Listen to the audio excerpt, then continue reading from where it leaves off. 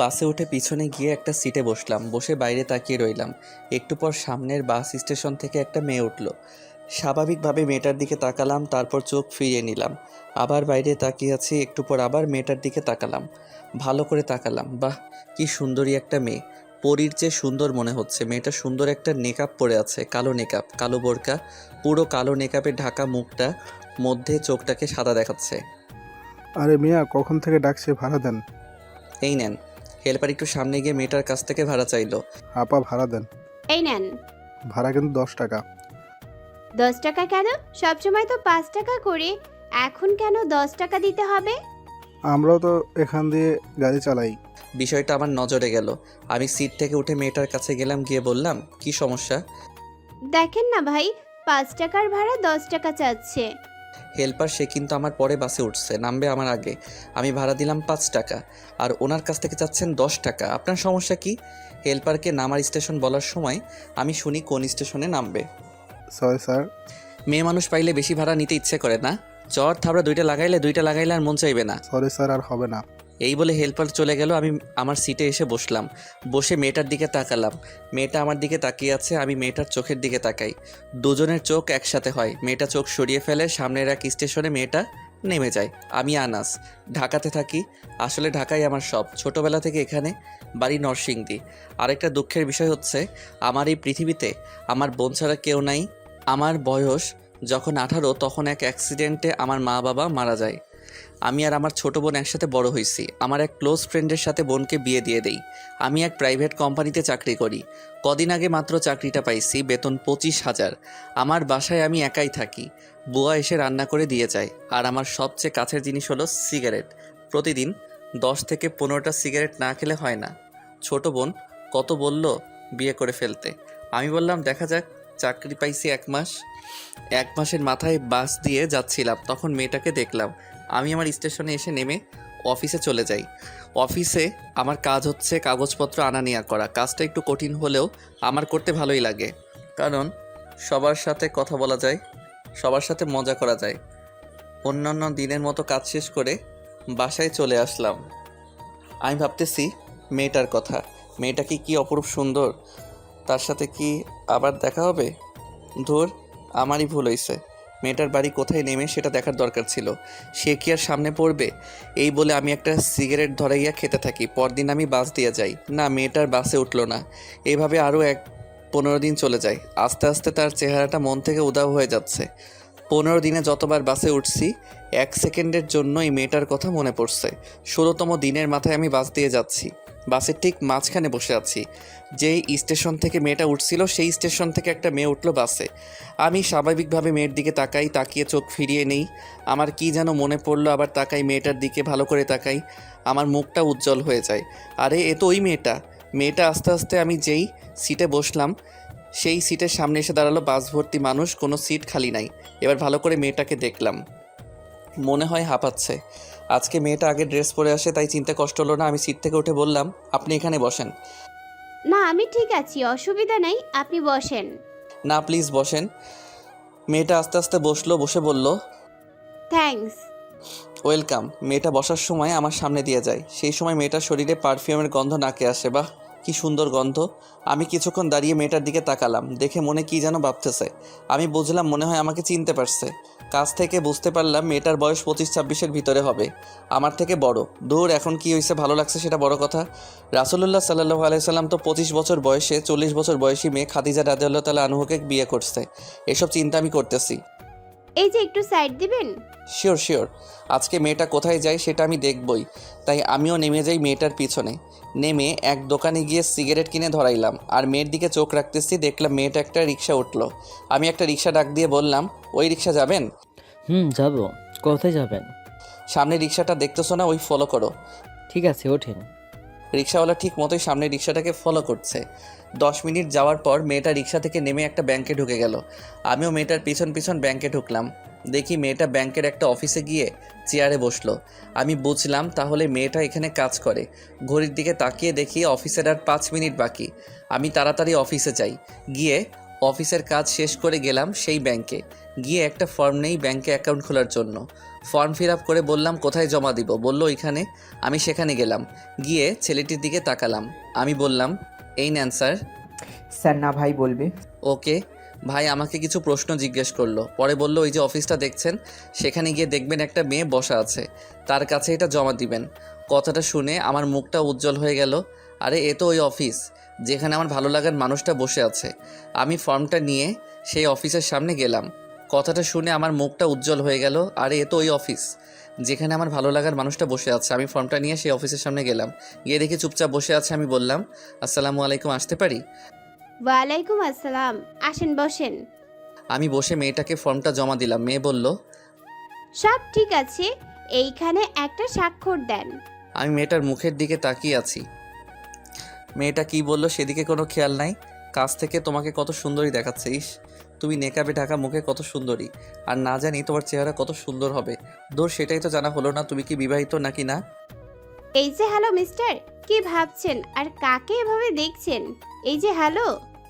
মেয়েটার কথায় আমি জগতে ফিরে আসি। আপনাকে দেখছি। সরি, কাকে দেখছেন? বললাম তো আপনাকে। সরি কেন? ভাবলাম একটু প্রশংসা করি। ভাবতেছিলাম একটা মেয়ে এত সুন্দরী কি করে হয়। কোন মেয়ে? জি আপনি। থ্যাঙ্কস, আপনাকে কোথায় যেন দেখেছি। কোথায়? এমন ভাব ধরলাম যেন কিছুই জানি না। মেবি বাসে। ও মনে পড়েছে, তাহলে ওই মেয়েটা আপনি ছিলেন। থ্যাংক ইউ সিট দেওয়ার জন্য। ওয়েলকাম। আপনার নামটা জানতে পারি? শিওর, আমি Sumaiya. And you? Nice name, আমি আনাস। থ্যাঙ্কস, এখানে একটা স্বাক্ষর দেন। ওকে, আমি স্বাক্ষর দিলাম। আর 2 দিন পরে এসে ক্রেডিট কার্ডের অর্ডার দিয়ে যাবেন, আর আপনি ব্যাংকে এখন থেকে লেনদেন করতে পারবেন। ওকে। আমি সুমাইয়ার চোখের দিকে তাকিয়ে চলে আসি। আমার কি যে ভালো লাগতেছে, মেয়েটার কি সুন্দর ব্যবহার, কথাবার্তা কি সুন্দর। তার চেহারাটা না জানি কত সুন্দর হবে। যেহেতু আমার থেকে বড়, তাহলে বিয়ে করে ফেলতে পারে।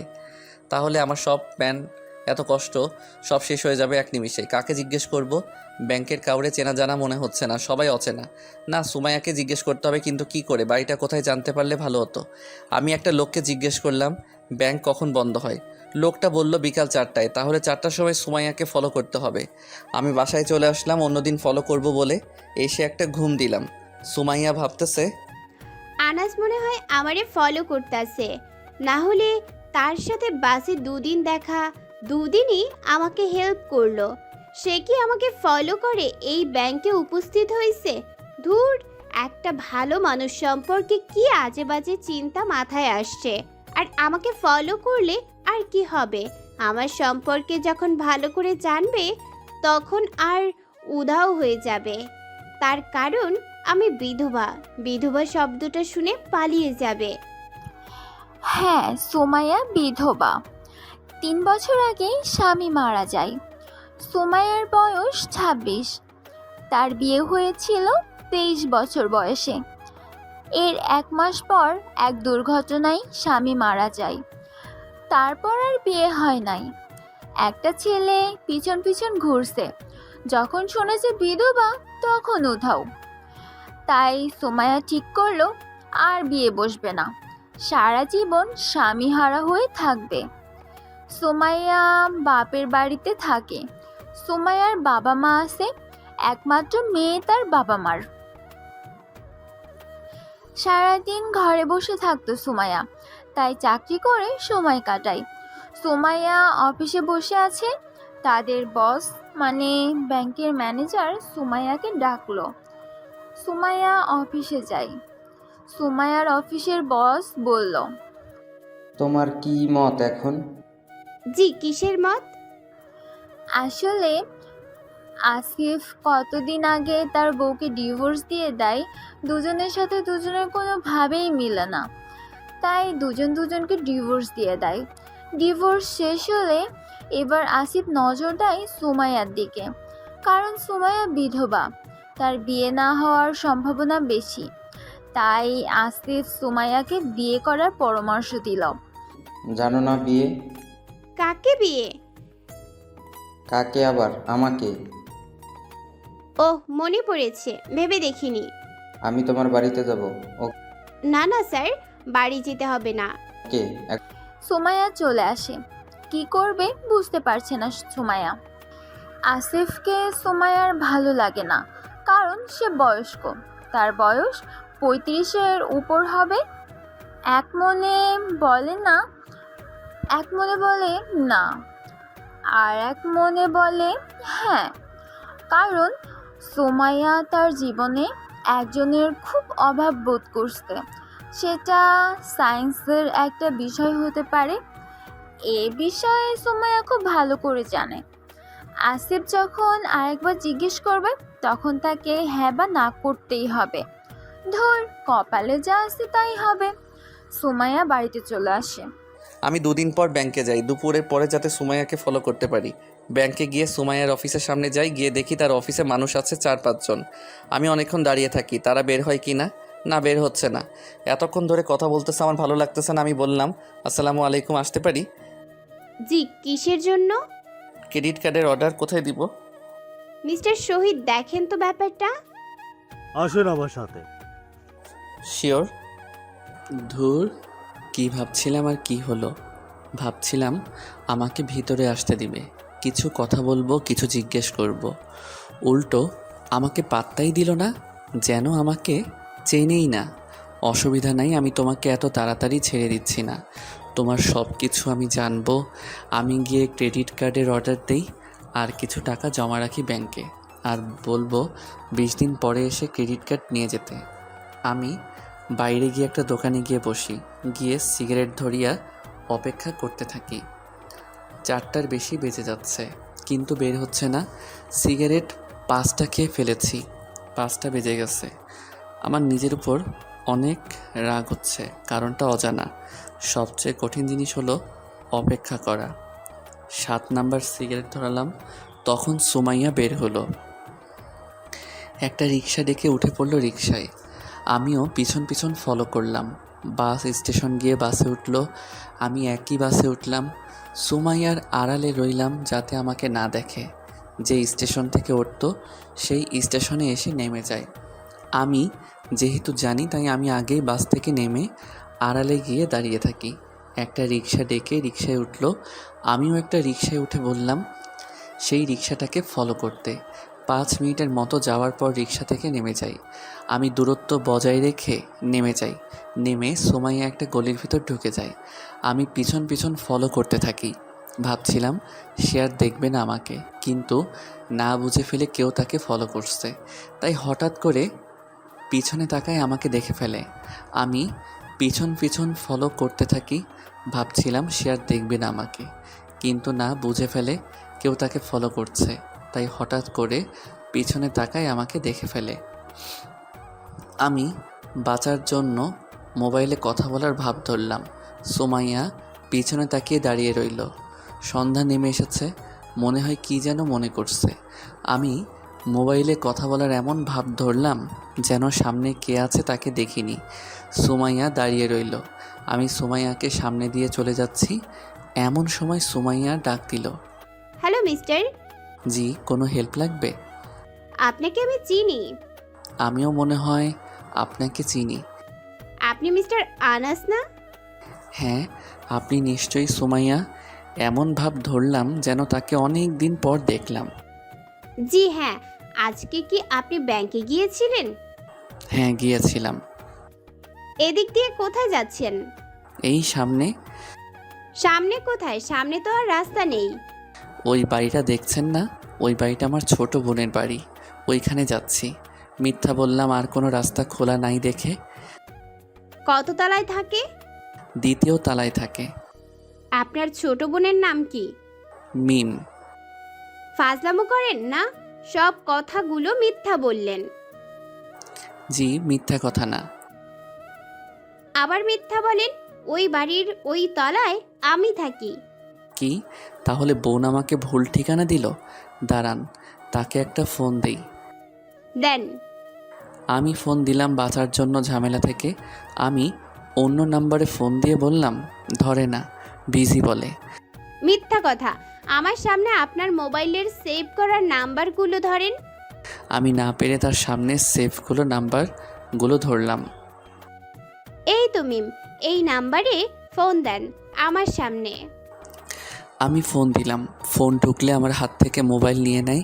সোমাইয়া কতক্ষণ মিমের সাথে কথা বলে। আমি জানি মিম সব সত্যি বলবে। সোমাইয়ার কথা থেকে আর চোখ থেকে বোঝা যাচ্ছে এখানে থাকলে মনে হয় মায়ের খেতে হবে। পালাই। মোবাইল রেখে দিলাম। এক দৌড়ে রিক্সা ধরে বাসে উঠে সোজা বাড়িতে। সুমাইয়া কথার মধ্যে আনাস দিল এক দৌড়। এমন দৌড় দেখে সুমাইয়া অবাক, পিছন থেকে ডাক দিল মোবাইল নিয়ে যাওয়ার জন্য, কিন্তু কে শুনে কার কথা। এক দৌড়ে সুমাইয়ার চোখের আড়ালে চলে গেল। সুমাইয়া বাসায় চলে আসে, ফ্রেশ হয়ে খাওয়া দাওয়া করে। আনাসের মোবাইলটা নিয়ে বসলো, দেখতে ঠিকানা পাওয়া যায় কিনা। সুমাইয়া পুরো মোবাইল খুঁজলো না, কোনোভাবে ভিন্ন কিছু চোখে পড়লো না। ফেসবুক, ইনস্টাগ্রাম, না কোনো কিছুই নেই। খালি কয়েকটা ছবি আর কয়েকটা পিকচার আর মিউজিক। সুমাইয়া পিকচারগুলো ভালো করে দেখতে লাগলো। দেখে আনাসের সাথে একটা ছোট্ট মেয়ের ছবি। দুজনে একসাথে দাঁড়িয়ে আছে বাইরে একটা বাসার সামনে। জুম করে বাসার নাম ঠিকানা দেখে নিল। ভাবলো এটাই মনে হয় আনাসের বাসা, আর মেয়েটা মনে হয় আনাসের বোনের মেয়ের ছবি। ঠিকানা পেয়ে মোবাইলে নোট করে নিল। ভাবলো আগামীকাল সকালে মোবাইল দিয়ে অফিসে যাবে, রাতে ঘুমাতে যাবে। কোনোভাবেই সুমাইয়ার ঘুম আসছে না, খালি আজকের ঘটনা মনে পড়ছে। সুমাইয়া ভাবতেছে, আমি নিশ্চিত আনাস আমারে ফলো করছে। শেষমেশ আর না পেরে ভাগলো। সে আমাকে ফলো করলো কেন? তাহলে সে আমাকে ফলো করে ব্যাংকে যায়, গিয়ে অ্যাকাউন্ট খোলে। সেটা কি আমার জন্য হতে পারে? সে আজকে ফলো করতে করতে বাড়ি চলে আসছে।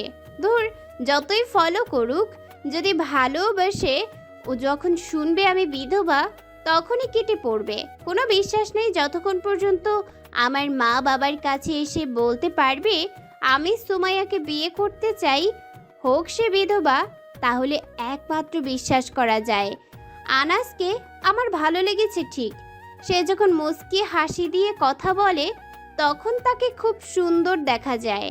সন্ধ্যাবেলা কথার প্যাচে পড়ে তখন তার মুখটা দেখার মতো ছিল। আরেকটা জিনিস আমাকে অবাক করছে, আনাস আমার পুরো মুখ না দেখেই আমার পিছন পিছন ঘুরছে। এসব কথা চিন্তা করতে করতে সুমাইয়া ঘুমিয়ে গেল। সকালে ফজরের সময় ঘুম থেকে উঠে নামাজ পড়ে আল্লাহর কাছে সকল কষ্ট দূর করে দেওয়ার জন্য দোয়া করে। সুমাইয়া আগে বাসা থেকে বের হয়ে আনাসের বাড়ির ঠিকানায় চলে যায়। বাসা পেতে বেশি কষ্ট হলো না। বাসার একজনকে ডেকে জিজ্ঞেস করলো আনাস কোন তলায় থাকে। কোন আনাস? বাড়িওয়ালা আনাস? এই বাসায় কয়টা আনাস থাকে? আমার জানা মতে একজন, সে বাড়িওয়ালা, দ্বিতীয় তলায় থাকে। Thank you. সুমাইয়া দ্বিতীয় তলায় যায়। দ্বিতীয় তলায় দুইটা ফ্ল্যাট, কোনটায় কলিং বেল টিপ দিবে বুঝতেই পারছে না। ডান পাশের ফ্ল্যাটে কলিং বেল টিপ দিল। আমি বাড়িতে এসে কি করব বুঝে পাচ্ছি না।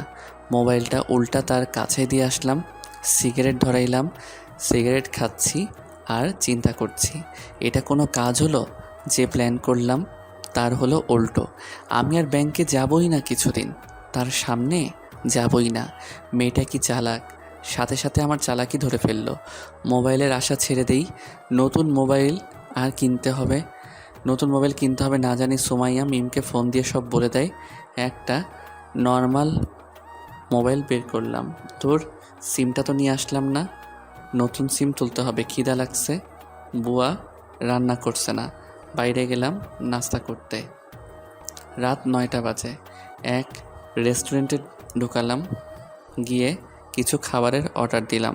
আমি খাবার খাচ্ছি, সামনে এসে একটা মেয়ে বলল, বসতে পারি? আমি মেয়েটার দিকে তাকালাম, মুচকি হেসে বললাম, বসো। কিরে, এখানে বসে খাচ্ছিস কেন? বাসায় কেউ নেই? মেয়েটার নাম সাফা, আমরা একসাথে কলেজ শেষ করছি। সে আমাদের কলেজের সবচেয়ে সুন্দরী আর অধিকাংশ ছেলের ক্রাশ ছিল। আমারও তখন ক্রাশ ছিল। আমি প্রপোজ করলে আমাকে অনেক কঠিনভাবে নেগলেক্ট করে। তার কারণ তখন তার পিছনে অনেক ছেলে ঘুরত, আর তার সুন্দরী রূপের প্রশংসা কার সাথে করবে? তাই তাই তাকে যে প্রপোজ করত তাকে অহংকারের সাথে কঠিন কঠিন কথা বলতো। কলেজের এক ছেলের সাথে তার গভীর প্রেম ছিল। ফ্যামিলির অজান্তে সেই ছেলের সাথে বিয়ে করে। ভাবছিল সে ছেলের সাথে সুখী হতে পারবে, কিন্তু হলো তার উল্টো। কিছুদিন পর তাদের ডিভোর্স হয়ে যায়। এই কথা যখন ফ্যামিলির আর এলাকার সবাই জানলো, তখন সে হলো সবার কাছে লজ্জার পাত্র। তাই আজ পর্যন্ত তার আর কোনো বিয়ে হয় নাই। এখন সে রাস্তায় রাস্তায় ঘুরে বেড়ায়, দেখে কোনো ছেলের ক্রাশ হতে পারে কি না। আমার কাছে আসলে আমি তাকে হতাশ করি না। না, তুই জানোস না? কেউ না থাকুক, আমি তো আছি। সেটা আমি ভালো করেই জানি। এখন তোর বল, কিছু লাগবো? ওয়েটার, এদিকে আসেন তো, তাকে কিছু খাবার দেন। আমি কিছু খাবো না। নে ধর। পকেট থেকে কিছু টাকা দিলাম। আমি তোকে বলেছি টাকা লাগবে? আর আমাকে কি দেখে তোর ফকিনি মনে হয়? কিছু কিছু মনে হয়। ফাজলামি করিস না। তুই আমাকে একবার প্রপোজ করলি, এখন কর না একবার। তুই কি আমাকে ভালোবাসিস না? হ্যাঁ, ভালোবাসি। তাহলে আমার ফোন ধরিস না কেন? কবে? এই শোন, আমার না ইমিডিয়েটলি এক জায়গায় যেতে হবে। খাবার অর্ডার দিছি, খাবার খেয়ে বাড়ি চলে যাস। আমিও তোর সাথে যাব। না, সেখানে শুধু একজন যাওয়া যায়। আমি উঠে চলে আসলাম। পিছন থেকে ডাক দিল। আমি না শোনার ভাব ধরে চলে আসলাম। আমি বাঁচলাম। এই সাফা খুব ডেঞ্জারাস। ডেঞ্জারাস কেন বলছি শুনুন। যে রেস্টুরেন্টে খেতে গিয়েছি সেই রেস্টুরেন্টের পাশে তাদের বাড়ি। এই রেস্টুরেন্টে আসলে বেশিরভাগ সময় তার সাথে দেখা হয়। একদিন রাতের বেলা আমি গেছিলাম খাবার খেতে এই রেস্টুরেন্টে। কোথা থেকে জানি এসে হাজির। বসে কতক্ষণ আজাইরা প্যাচাল পারে। একটু পর বলে, আমার না মাথা ঘোরাইতেছে। দেখ, আমার মাথায় হাত দিয়ে আমি বললাম, বাড়ি চলে যা। তুই নিয়ে দিয়ে আয়। আচ্ছা চল। আমি আর সাফা হেঁটে রেস্টুরেন্ট থেকে বাইরে বের হয়েছি। সে আমার উপর পড়ে গেল আর বলল, আরে মাথা ঘুরছে আমার, কোলে করে নিয়ে দিয়ে আয় বাসায়। কি বলস? মানুষ কি বলবে? তুই চেষ্টা করলে হেঁটে যেতে পারবি। না, দাঁড়াতেই পাচ্ছি না, ধর না। আমি না পেরে তাকে কোলে করে বাসায় দিয়ে আসি। আমি জানি সে ভাব ধরছে, কারণ তার শরীরে কোনো তাপমাত্রা নাই। এরপর থেকে তার নাম্বার ব্লক লিস্টে ফেলাইছি, আর খুলি নাই। একটা মেয়েকে প্রপোজ করলে সে যখন কঠিনভাবে ইনসাল্ট করে, তখন তার উপর থেকে এমনি মন উঠে যায়। সেরকম সাফার উপর। আমি বাসায় এসে একটা সিগারেট খেয়ে ঘুমিয়ে যাই। কলিং বেলের টিপে ঘুম ভাঙে। দরজা খুলে তাকাই। তাকিয়ে আমার চোখ দুটি বড় হয়ে যায়। আমি বাসায় এসে একটা সিগারেট খেয়ে ঘুমিয়ে যাই। কলিং বেলের টিপে ঘুম ভাঙে, দরজা খুলে তাকাই। তাকিয়ে আমার চোখ দুটো বড় হয়ে যায়। আমি জীবনে কল্পনা করতে পারিনি এখানে সুমাইয়া আসবে।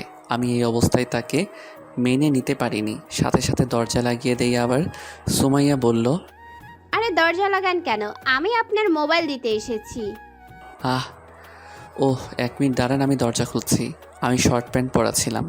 তাড়াতাড়ি শর্ট প্যান্ট চেঞ্জ করে মুখটা ধুয়ে পারফিউম লাগিয়ে দরজা খুললাম আর বললাম, জি, এবার ভিতরে আসেন। সুমাইয়া ভিতরে এসে এদিক ওদিক তাকাচ্ছে, কিন্তু কাউকে চোখে পড়ল না। আপনি এই বাসায় একা থাকেন? হুম। আপনার বাবা মা কোথায়? আমার বাবা মা নাই।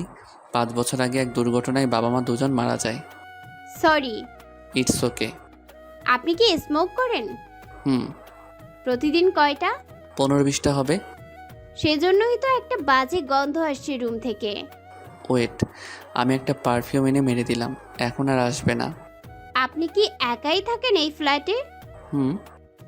পুরো বাড়ি কার? আমার। তাহলে কি আপনি কিছু করেন না? করি একটা চাকরি। এত বড় একটা বাড়ি থাকতে চাকরি করতে হয়? করি টাইম পাস করার জন্য। Are you married? না। এখন বলেন আমাকে কেন গতকাল ফলো করছিলেন? আমি না। আমি আপনাকে ফলো করব কেন? আবার মিথ্যা কথা? বুঝছি, সত্যি কথা বলবেন না, তাহলে আপনার মোবাইল পাবেন না। প্লিজ মোবাইলটা দিয়ে দেন। তাহলে সত্যি কথা বলেন। হ্যাঁ, আমি আপনাকে ফলো করেছিলাম। কেন? সেটা আর কিছুদিন পরে বলি। কেন এখন বললে কি অসুবিধা? কোনো অসুবিধা নাই, তবে আর কিছুদিন পরে বলবো। ওকে, নেন আপনার মোবাইল। আমি সুমাইয়ার হাত থেকে মোবাইলটা নেই। একটু বসেন, আমি আসছি। আমি গিয়ে সামান্য খাবার নিয়ে আসলাম। কি দরকার ছিল? আমি খাওয়া দাওয়া করে বাসা থেকে বের হইছি। আমি এখন খেতে পারবো না। না, আপনার খেতেই হবে, খান। আমি যাচ্ছি। আমি চলে আসলাম, কারণ তার মুখে নেকাব। আজ সুমাইয়া একটা বেগুনি কালার বোরকা পরেছে আর গোলাপি কালার একটা ওড়না, মুখে স্কার্ফ পরে আসলো। কি যে সুন্দরী দেখাচ্ছে, আর চোখে কাজল দিয়েছে। তাকে মনে হচ্ছে পরী। কেন জানি মন চাচ্ছে সুমাইয়ার মুখটা দেখতে। তাই আমি পর্দার ফাঁক দিয়ে তাকাই। তাকিয়ে আমি যা দেখলাম তা মেনে নেওয়ার মতো না। এত সুন্দর চেহারা, সাক্ষাৎ পরী। কি সুন্দর চেহারা! মনে হচ্ছে ককেশাসের কোনো মেয়ে বসে আছে আমার সামনে। আমি তাকিয়ে রইলাম, কোনো চোখের পাতি ফেলছি না। আমি মনে মনে, আল্লাহ তোমার সৃষ্টি কত সুন্দর, আর না জানি জান্নাতের হুর কত সুন্দরী। মিস্টার আনাস ডাকে আমি হুঁশ ফিরে পাই। আমি সুমাইয়ার সামনে যাই, গিয়ে বলল, তাহলে আমি যাই। আপনি তো কিছুই খান নাই। আমি তো বলছি আমি খেয়ে এসেছি, আর পানি তো খাইছি। আপনি কি এখন ব্যাংকে যাবেন? হ্যাঁ। ওকে, আবার আসবেন কিন্তু। আপনি তো আমার বাসা চিনছেন, যে কোনো সময় যাবেন। অবশ্যই যাব। তাহলে আমি উঠি? ওকে, চলেন আপনাকে একটা রিক্সা করে দেই। নো থ্যাঙ্কস, আমি পারবো। চলেন। আমি নিচে গিয়ে সুমাইয়াকে রিক্সা করে দেই, সে চলে যায়। আমি বাসায় এসে রেডি হয়ে অফিসে চলে যাই। অফিস করে বাসায় আসি। আমার খালি সুমাইয়ার কথা মনে পড়ছে। মোবাইলটা নিলাম, নিয়ে মোবাইল টিপতেছি। একটা অচেনা নাম্বার চোখে পড়লো, ফোন দিলাম। কেউ ধরলো না। মিম ফোন দিছিল, ব্যস্ততার কারণে ধরতে পারিনি। এখন ফোন দিলাম। হ্যালো, কেমন আছোস? ভালো। ফোন দিছিলি কেন? তোর গতকাল সন্ধ্যার মেয়েটা কে ছিল? সুমাইয়া। কে এই সুমাইয়া? জানি না, পরে বলবো। তোকে বলছে জাকিয়ে আসতে?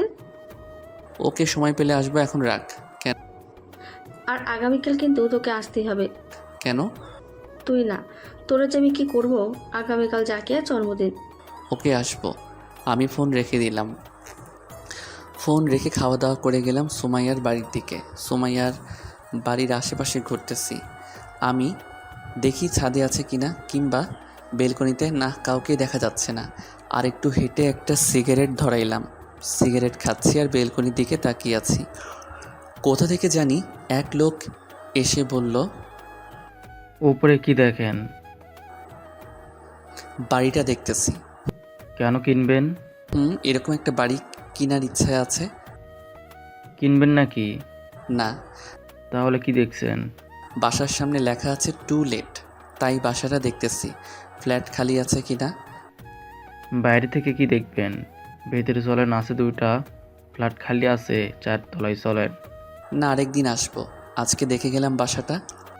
আরে চলেন, ফ্ল্যাট ভালো লাগবে। না, অন্যদিন আসবো। আরে চলেন, পরে ফ্ল্যাট বুক হয়ে যাবে। আমি লোকের জোড়াজুড়িতে না গিয়ে পারলাম না। আমি 2 নাম্বার ফ্ল্যাট যে সুমাইয়া থাকে সেটা জানি। লোকটা আমাকে সোজা 4 তলায় নিয়ে গেল। 2টা ফ্ল্যাট দেখালো, বলল, কেমন লাগলো ফ্ল্যাট 2টা? খুব ভালো। আপনার ফ্যামিলি ভাড়া নেবেন? না, আমি শুধু একা। আমি তো ব্যাচেলার, ভাড়া দেই না। আমি একাই এক ফ্ল্যাট নিয়ে থাকবো। মনে মনে এখান থেকে ছুটতে পারলেই হবে। আমি আর এদিকে নাই। এখন কবে উঠবেন আর আপনার নাম কি? আমি আনাস আহমেদ। আমি আপনাকে পরে জানাবো, বাড়ি থেকে শিওর হয়ে। তাহলে বাবা, তোমার নাম্বার নাকি কি বলে? জানি না, এগুলো দিয়ে বলে পরে কথা বলা যায়। আমি এগুলো বুঝি না মোবাইল। নাম্বার নেওয়ার কি দরকার? আমি এসেই পরে জানাবো। এরকম অনেকে বলে চলে যায়, পরে আর আসে না। তাই আমি তোমাকে হারাতে চাই না। আঙ্কেল, আমি আসবো। আচ্ছা বাবা, তুমি চলো আমার ফ্ল্যাটে, আমার মায়ের সাথে কথা বলে যাও। আঙ্কেল, কত তলায় আপনার ফ্ল্যাট? 2য় তলায়। না থাক আঙ্কেল, আরেকদিন আসবো। আরে চলো। অচেনা লোক আবার 2য় তলায় আসে। কলিং বেল টিপ দিল আর সুমাইয়া বলে ডাক দিল। আমি সেই ব্যক্তির পিছনে। একটা মেয়ে এসে দরজা খুলল। মেয়েটাকে দেখে আমি অবাক হই নাই। মেয়েটা হলো সুমাইয়া। কারণ আমি জানি সুমাইয়া দ্বিতীয় তলায় থাকে, কিন্তু দ্বিতীয় তলায় ফ্ল্যাট 2টা। এখন সুমাইয়া কোন ফ্ল্যাটে থাকে সেটা বুঝতে পারছিলাম না। সে মুখে ওড়না দেয় নাই, কারণ তার বাবা ডাক দিয়েছে। সাথে যে আরেকজন থাকবে সেটা হয়তো ভাবে নাই। আমি আবার সুমাইয়ার মুখটা ভালো করে কাছে থেকে দেখতে পারলাম। সে কি অপূর্ব রূপ, দেখলেই প্রাণটা জুড়িয়ে যায়। মন চায় সারাদিন তাকিয়ে থাকে। আমাকে দেখে তাড়াতাড়ি মাথায় কাপড় দেয় আর মুখ ঢেকে ফেলে। সময় এ হলো আনাস আহমেদ। সে 4 তলায় একটা ফ্ল্যাট ভাড়া নিতে চাচ্ছে, তার সাথে কথা বলতো। বাবা তুমি ভিতরে যাও, আমি দেখছি। আমি এতক্ষণ সুমাইয়ার বাবার সাথে কথা বলছিলাম। সুমাইয়ার বাবা খুব সরল সোজা মানুষ বুঝলাম। তুই কথা বল। ওকে তুমি ভিতরে যাও। সুমাইয়ার বাবা ভিতরে গেলে আমি বললাম, প্লিজ আমাকে ছেড়ে দেন। কেন ছেড়ে দিব? কোন ফ্ল্যাট, ডান পাশেরটা নাকি বাম পাশেরটা? ডান পাশেরটা। এখন বুঝছি আপনি আমাকে ফলো করে এখানে আসছেন। কে বলেছে? কে বলছে আমি আপনাকে ফলো করি? আমি দিক দিয়ে যাচ্ছিলাম, তখনই আপনার বাবা আমাকে ধরে নিয়ে এসেছে। প্লিজ আমাকে যেতে দিন। চুপচাপ এখানে দাঁড়িয়ে থাকেন, না হলে কিন্তু বাবাকে ডাক দিব। এখন বলেন কি জন্য আসছেন? আপনাকে দেখতে। আবার বলেন কি জন্য আসছেন? বললাম তো। আমাকে দেখতে কেন? আপনার কি মনে হয়? কেন, আমি ছাড়া আর কি মেয়ে নাই? ওকে, তাহলে আমি সব মেয়ের কাছে যাই, আপনার কাছে আর আসবো না। আমার সম্পর্কে ভালো করে জানেন? না, এত কিছু জানার কি দরকার? আপনাকে ভালো লেগেছে সেটা বড় কথা। কাকে ভালো লেগেছে? কি ভালো লেগেছে? বাবা উনি বলছেন ফ্ল্যাটটা তার ভালো লেগেছে। ও, তাকে জিজ্ঞেস করো কখন আসবে। আঙ্কেল, ফ্ল্যাটের ভাড়া কত? 30,000 টাকা, অগ্রিম 6 মাসের। এত বেশি ভাড়া কেন আপু? আপু হোয়াট? এত বেশি ভাড়ায় থাকলে থাকেন, না থাকলে চলে যান। ওকে, তাহলে আমি পরে জানাবো। সুমাইয়া, তুই তার নাম্বারটা রাখ, আমি এসব বুঝি না। তুমি যাও, আমি রাখতেছি। আহা, তোমাকে সুমাইয়া বাইরে দাঁড় করিয়ে রেখেছে। ভিতরে আসো বাবা, ভিতরে আসো। না না আঙ্কেল, অসুবিধা নাই। ভিতরে আসেন। না না, আমাকে 1 গ্লাস পানি দিলেই চলবে। দিয়ে তো তাকে 1 গ্লাস পানি। সুমাইয়া চলে যায় পানি আনতে। চলে গেলে সুমাইয়ার মা আসে। ভিতরে এসো বাবা। তোমার বাবা কি করে? আমার মুখটা কালো হয়ে যায়। আমি কোনো কথা বলছি না, আমার চোখ দিয়ে পানি চলে আসে। এ মা, তুমি কাঁদছো কেন? আসলে আমার বাবা মা কেউ নেই। সরি, তোমাকে কষ্ট দিলাম। না না, ইটস ওকে। মা বাবা তোমরা উল্টাপাল্টা প্রশ্ন করে খালি ঝামেলা করো, যাও তো এখান থেকে।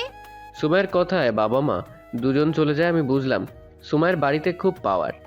আমার চোখে এখনো পানি। দাঁড়ান, টিস্যু আনছি। টিস্যু লাগবে না, আপনার ওড়নাটা দেন, চোখ মুছি। আমার ওড়না ভালো না, আমি টিস্যু আনছি। থাক, লাগবে না, আমি হাতেই মুছে নিচ্ছি। ওকে নেন। সুমাইয়া আমার আরও কাছে আসে, এসে ভিতরে উকি দিয়ে ওড়নাটা বাড়িয়ে দেয়। আমি ওড়না দিয়ে চোখটা মুছি, মুছলে আবার দূরে সরে যায়। থ্যাঙ্কস। এই নেন শরবত। আমি তো পানি বলছি, শরবত বলি নাই। এটা খান, খুব ভালো লাগবে, লেবুর শরবত। সুগার দিয়েছেন? হুম।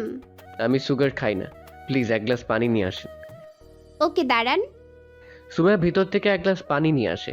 গ্লাসটা তার হাত থেকে নেই, নিয়ে দেখি ফ্রিজের পানি। আমি বললাম, আমার ফ্রিজের পানি খেলে ঠান্ডা লাগে, প্লিজ নর্মাল পানি আনে।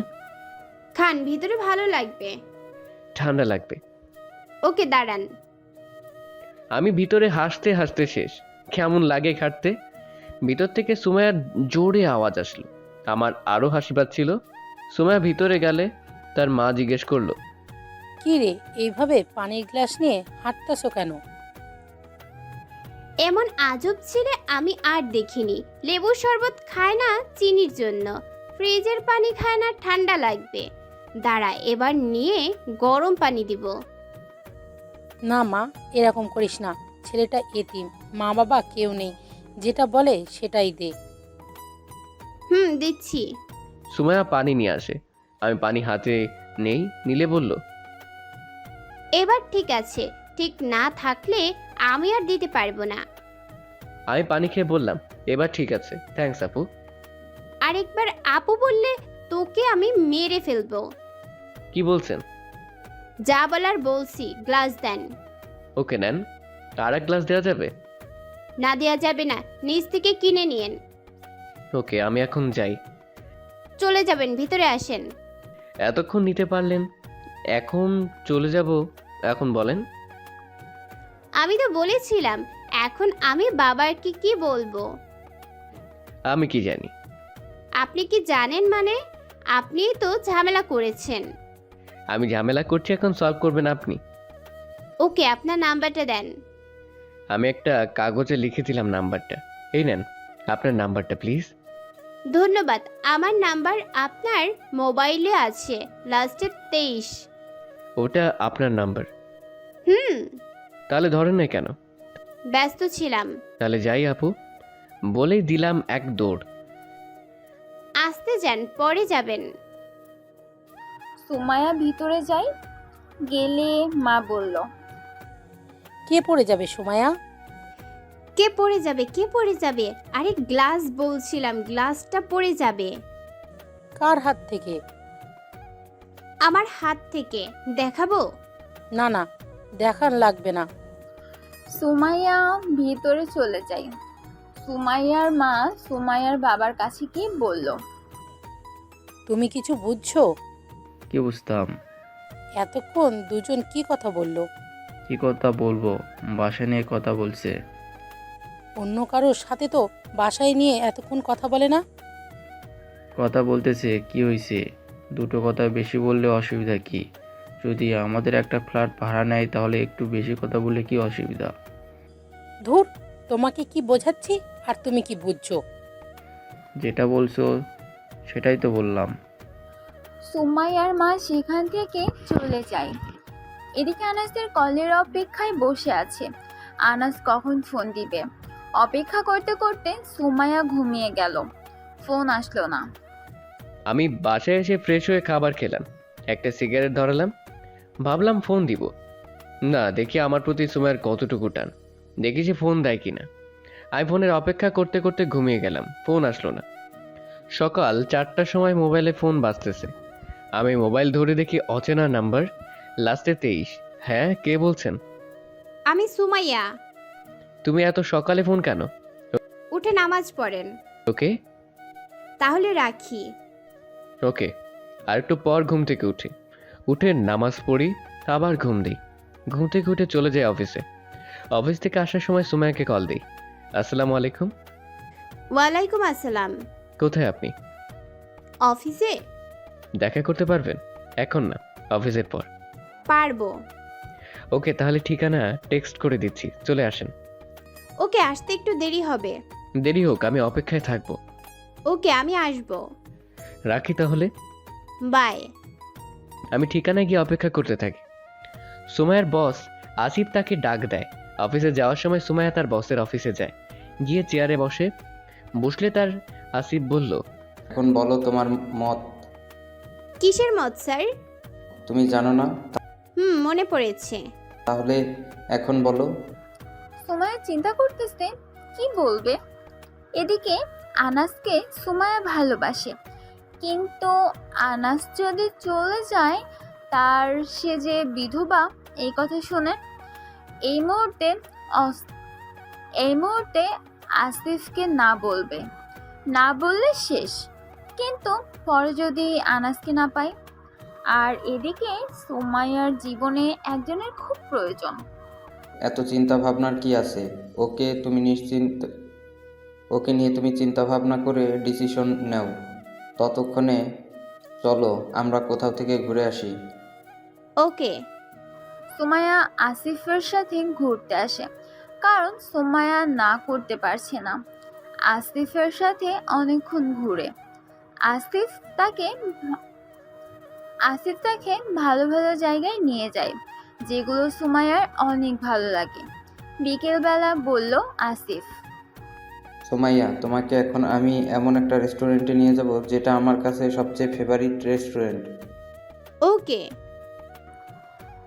আসিফ সুমাইয়াকে সেই রেস্টুরেন্টে নিয়ে যায়। গিয়ে এক টেবিলে গিয়ে বসে। সুমাইয়া এদিক ওদিক তাকাচ্ছে। একটা ছেলের উপর সুমাইয়ার চোখ আটকে যায়। ছেলেটা হলো আনাস। সুমাইয়া তাড়াতাড়ি তার ব্যাগ থেকে মোবাইল বের করে মেসেজ চেক করে দেখে আনাস এই রেস্টুরেন্টের ঠিকানা দিয়েছে। আসিফের সাথে থাকায় সুমাইয়া আনাসের মেসেজের কথা ভুলে যায়। কি করবে সুমাইয়া কিছু বুঝতে পারছে না। সুমাইয়া ওপরওয়ালার কাছে সব ছেড়ে দেয়। আমি অপেক্ষায় আছি, দুপুর গড়িয়ে যাচ্ছে, সময় আসছে না। ফোন দিব ভেবে দিলাম না, মনে হয় কোনো কাজে আটকে পড়ছে। ফোন দিলে যদি রেগে যায়, সেজন্য ফোন না দিয়ে অপেক্ষায় রইলাম। বিকেল যখন হয়ে এলো তখন ভাবলাম মনে হয় আর আসবে না। আমি চলে যাব এমন সময় কেন জানি মনে হলো আর একটু বসে আসতেই তো পারে। আমি ঠিকই বসলাম, সময় ঠিকই আসলো, কিন্তু সেটা একা না, অন্য কারোর সাথে। লোকটা বয়স্ক, 40 ছুঁই ছুঁই, মনে হয় স্বামী। আর তাকে জিজ্ঞেস করা হলো না তার স্বামী আছে কিনা, নাকি বিবাহিত। তাহলে আমি এক বিবাহিত মেয়ের প্রেমে পড়লাম? না না, এ হতে পারে না। তাহলে সুমাইয়া কেন বললো না সে যে বিবাহিত? নিশ্চয়ই কোনো সমস্যা আছে। দেখি সুমাইয়া লোকটার সাথে এসে এক টেবিলে বসলো। নেকআপ পরা তো মুখটা দেখা যাচ্ছে না। নেকআপের উপর থেকে বোঝা যাচ্ছে কোনো চিন্তার আবেশে নেই, মনে হচ্ছে নিজের ইচ্ছে। তাহলে কি আমাকে দেখানোর জন্য এরকম করলো সুমাইয়া? কিন্তু কেন? সে তো আমার সাথে হাসি খুশিভাবে কথা বলছে। তাহলে মনে হয় আমি যে ফলো করি সেটা তার ভালো লাগে না। মুখে না বলে সরাসরি দেখিয়ে দিল। এটাই আমার কপালে ছিল। আসলে আমার কপালটাই খারাপ। জীবনটা ভাবছিলাম তোমাকে নিয়ে কাটাবো, সে স্বপ্ন আর পূরণ হলো না। উল্টো একটু কষ্ট নিয়ে বেঁচে থাকতে হবে। Bye bye Sumaiya. একটা কাগজ বের করলাম, কাগজের মধ্যে লিখলাম, আপনাকে ধন্যবাদ আমার সাথে কিছু সময় কাটানোর জন্য। কিছু কথা ছিল সেটা আর বলা হলো না, অনেক কষ্ট নিয়ে গেলাম। বাই আনাস। এটা লিখে টেবিলের উপর ফেলে চলে আসলাম। আমি জানি সে আমাকে দেখেছে, তাই কাগজটা নিশ্চয়ই পাবে। আমি সোজা বাসায় এসে সিগারেট ধরালাম। আর বুকের কোথা থেকে জানি অনেক কষ্ট অনুভব হচ্ছে, আর চোখ দিয়ে পানি পড়ছে। সেই কান্না যেদিন মা বাবা দুজন মারা গিয়েছিল। আর যদি মা বাবা থাকতো তাহলে মনে হয় এতটা কষ্ট পেতে হতো না। এতদিন এক কষ্ট নিয়ে বেঁচেছিলাম, এখন তার সাথে আর এক কষ্ট যুক্ত হলো। এই কষ্ট নিয়ে আমি কিভাবে বাঁচবো? আমি জোরে জোরে কাঁদছি আর মা বাবা বলে ডাকছি। আর যদি মা বাবা থাকতো তাহলে হয়তো আমাকে বুকে তুলে নিত। মার ভরসা আমার সব কষ্ট চলে যেত। বাবার আদরে আমি আবার চলতে পারতাম। মা বাবা তোমরা কেন আমাকে রেখে চলে গেলে? আমাকে সাথে নিয়ে যেতে। আর কাশতে লাগলাম, কাশির সাথে রক্ত বের করছে। আমি তাড়াতাড়ি গিয়ে কুলি করি, মুখ ধুয়ে বিছানায় শুয়ে কাঁদছি আর প্রশ্ন করতে লাগলাম, সুমাইয়া কেন তুমি এমন করলে আমার মতো একটা তিন ছেলের সাথে? তুমি আমাকে সরাসরি বলতে পারতে, কেন তুমি আমাকে এতটা কষ্ট দিলে? এত বড় কষ্ট নিয়ে আমি কি করে বাঁচবো? আমি সেই কষ্টে মোবাইল ডিল দিয়ে ভেঙে ফেলি, যাতে কেউ আমার সাথে যোগাযোগ করতে না পারে। আমি তাড়াতাড়ি একটা ঘুমের বড়ি খাই। আমি মাঝে মাঝে এটা খাই যখন মা বাবার কথা মনে পড়ে। আমি ঘুমোতে যাবো এমন সময় জাকিয়ার বার্থডে কথা মনে পড়ে। কি করব, কিছু করার নেই, এখন আমাকে ঘুমোতে হবে। মোবাইলও ভাঙা, যা করার সকালে দেখা যাবে। আমি কাঁদতে কখন যে ঘুমিয়ে গেলাম বলতেও পারলাম না। সুমাইয়া আসিফের সাথে একসাথে খাবার খেলো। খাবার খাওয়া শেষ হলে আসিফ বলল, এখন তো তুমি চিন্তা ভাবনা করছো, এবার তুমি তোমার সিদ্ধান্ত বলো। সুমাইয়া কিছু বলছে না। কি বলবে সে? কিছু বুঝে পাচ্ছে না। আপনি প্লিজ আমাকে আর 2 দিন সময় দেন। ওকে দিলাম, কিন্তু উত্তরটা যেন হ্যাঁ আসে। দেখা যাক। চলো তোমাকে বাড়ি পৌঁছে দিয়ে আসি। ওকে। সুমাইয়া আনাস যে টেবিলে বসেছিল সেই টেবিলে একটা চিরকুট পেল।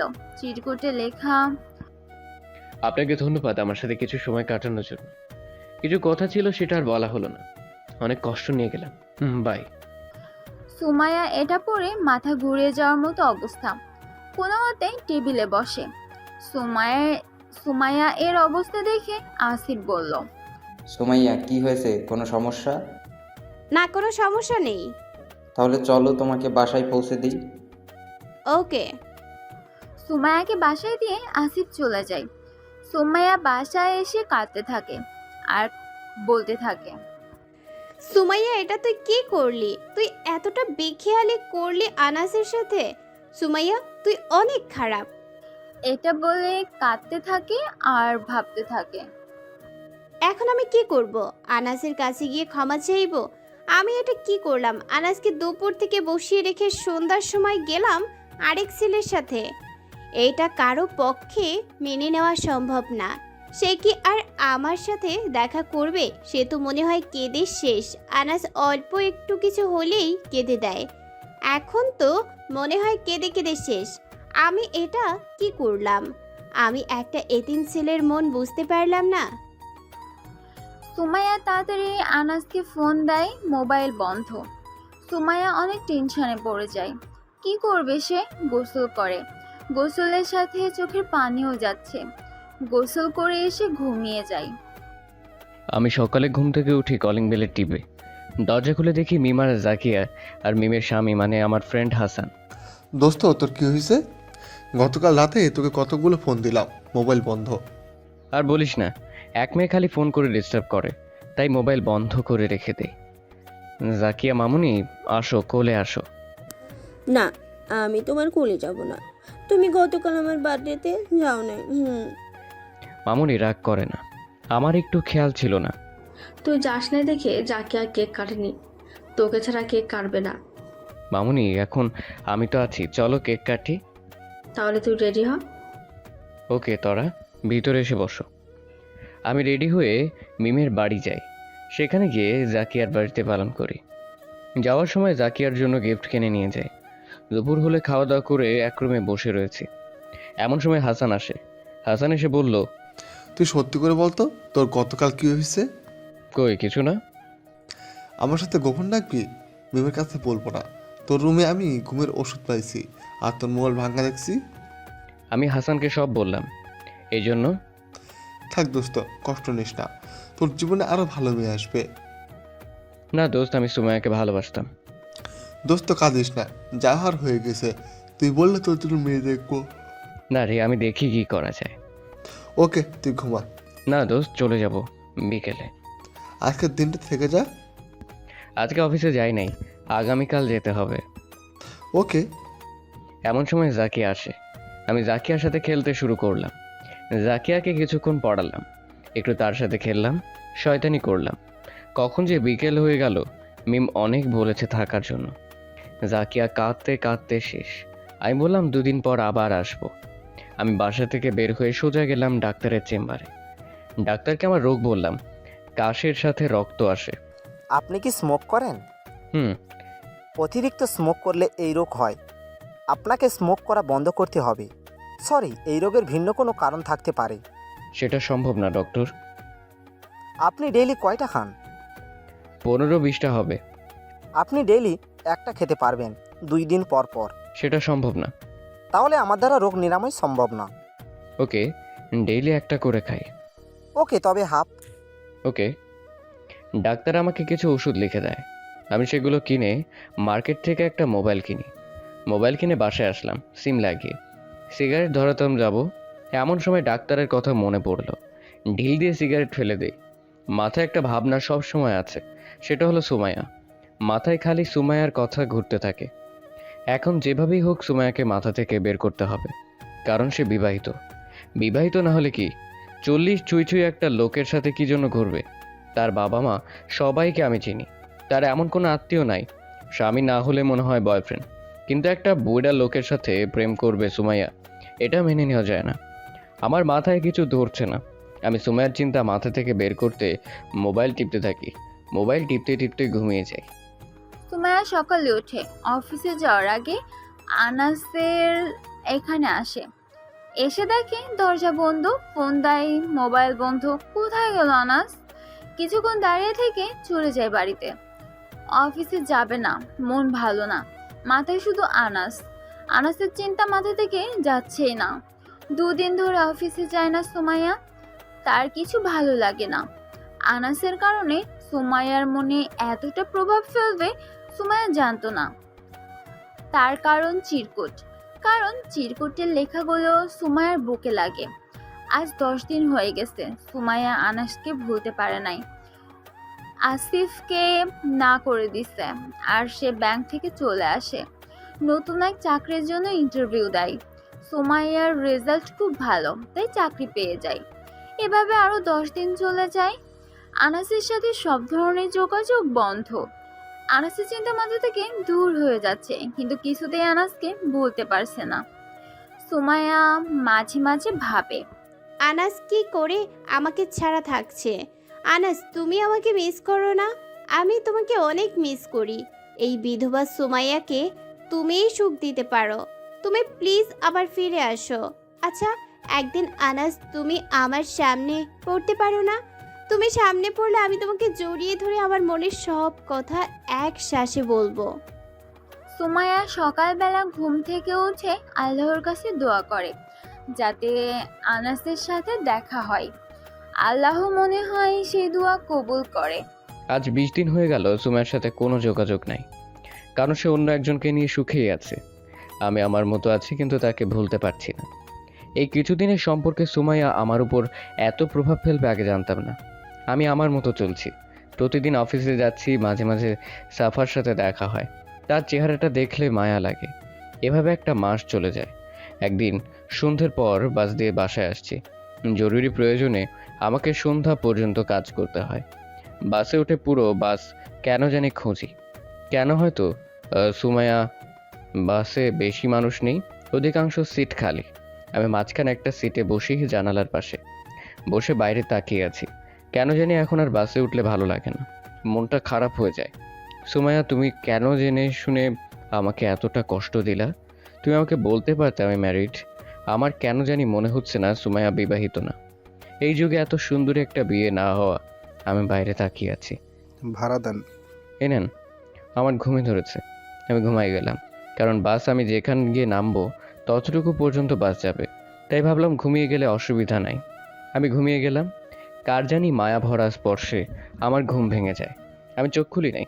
আমার হাতটা আমার নিজের উরুর উপর ছিল।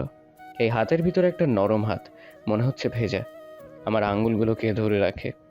আমি পরিচিত একজনের ঘ্রাণ পাচ্ছি। চোখ খুলে দেখি সুমাইয়া। আমি অবাক হয়ে যাই। সুমাইয়ার চোখে পানি। আমি বললাম, সুমাইয়া, আপনি এখানে? আমি আপনাকে কত খুঁজছি, অবশেষে আপনাকে পেলাম। আপনি না বিবাহিত? এই কথা বলাতে সুমাইয়া আমার হাত থেকে নিজের হাত নিয়ে নেয়। আমি বিবাহিত। তাহলে? তাহলে কি আমার সাথে সম্পর্ক রাখবেন না? চুপ, কোনো কথা নাই। আমি চুপ হয়ে গেলাম। বাস এসে লাস্ট স্টেশনে নামলো। আমি বললাম, নামেন। না, নামবো না। বাস আর যাবে না, এখানেই নামতে হবে। সুমাইয়া তাড়াতাড়ি বাস থেকে নেমে যায়। আমি নেমে সুমাইয়াকে আর পাচ্ছি না। আমি ভাবলাম, সুমাইয়া এত তাড়াতাড়ি কোথায় চলে গেল? আশপাশে শুধু বাস। আমি সুমাইয়া বলে ডাক দিলাম, সুমাইয়া, সুমাইয়া, কোথায় তুমি সুমাইয়া? আমি ভাবলাম মনে হয় চলে গেছে। আমি আমার পথে হাঁটা ধরলাম। এমন সময় কোথা থেকে জানি বের হয়ে বলল, আমি এখানে। আমি সুমাইয়ার কাছে যাই। কোথায় হারিয়ে গেলা? হারিয়ে যাই নাই, তোমার মুখ থেকে তুমি শোনার জন্য আমি লুকিয়েছিলাম। সত্যি? হুম। চলো সামনে রেস্টুরেন্টে গিয়ে বসি। চলো। আমি আর সুমাইয়া সামনে রেস্টুরেন্টে গিয়ে দুজন দুপাশে বসি। আমি 2টা কফি অর্ডার দিলাম। আমি বললাম, তুমি বিবাহিত বলার কারণে তুমি রাগ করেছো। তাহলে ওই দিনের 40 ছুঁই ছুঁই লোকটা কে ছিল? সেটা আমার বস। আমাকে বিয়ে করার প্রস্তাব দিছিল, কিন্তু আমি না করে সে ব্যাংক থেকে চলে আসি। কি? আর আমি কিনা ভাবছি এটা তোমার স্বামী অথবা বয়ফ্রেন্ড। কি ভুলটাই না হলো। সরি, তোমাকে অপেক্ষায় রেখে আমি আরেক লোকের সাথে রেস্টুরেন্টে আসলাম। এটা যে কত কষ্টকর আমি তোমাকে দেখি বুঝছি। সরি, আমাকে মাফ করে দাও। অনেক কষ্ট পেয়েছি। জানো, এদিন আমি কাঁদতে কাঁদতে বালিশ ভিজিয়ে ফেলেছি। তুমি বোধহয় বেশি কষ্ট সহ্য করতে পারো না। মা বাবা মারা যাওয়ার পর থেকে। সরি, তোমার চিরকুট পেয়ে আমিও কান্না করি। সুমাইয়া আমার হাতের ভিতর তার রাখে। তার হাত কেমন জানি ঘর মাখতো। আমি বললাম, তোমার হাত এমন ভেজা কেন? তোমার কারণে। আমার কারণে কেন? তোমার কারণে এই 1 মাস আমার মন তোমাকে মনে মনে অনেক খুঁজছে, আর ভিতরে এক বিশাল টেনশন কাজ করছে। তার জন্য বোধহয়। কিন্তু এখন তো আমি আছি। যতদিন পর্যন্ত না আমাকে বিয়ে করে ঘরে তুলবা, ততদিন পর্যন্ত আমার হাত এরকম ভিজা থাকবে। বুঝেছি। আর যদি বিয়ে না করি তাহলে কি সারা জীবন? তোমার মুখটা অনেকদিন ধরে দেখি না, প্লিজ একটু দেখাও। এখন রেস্টুরেন্টে।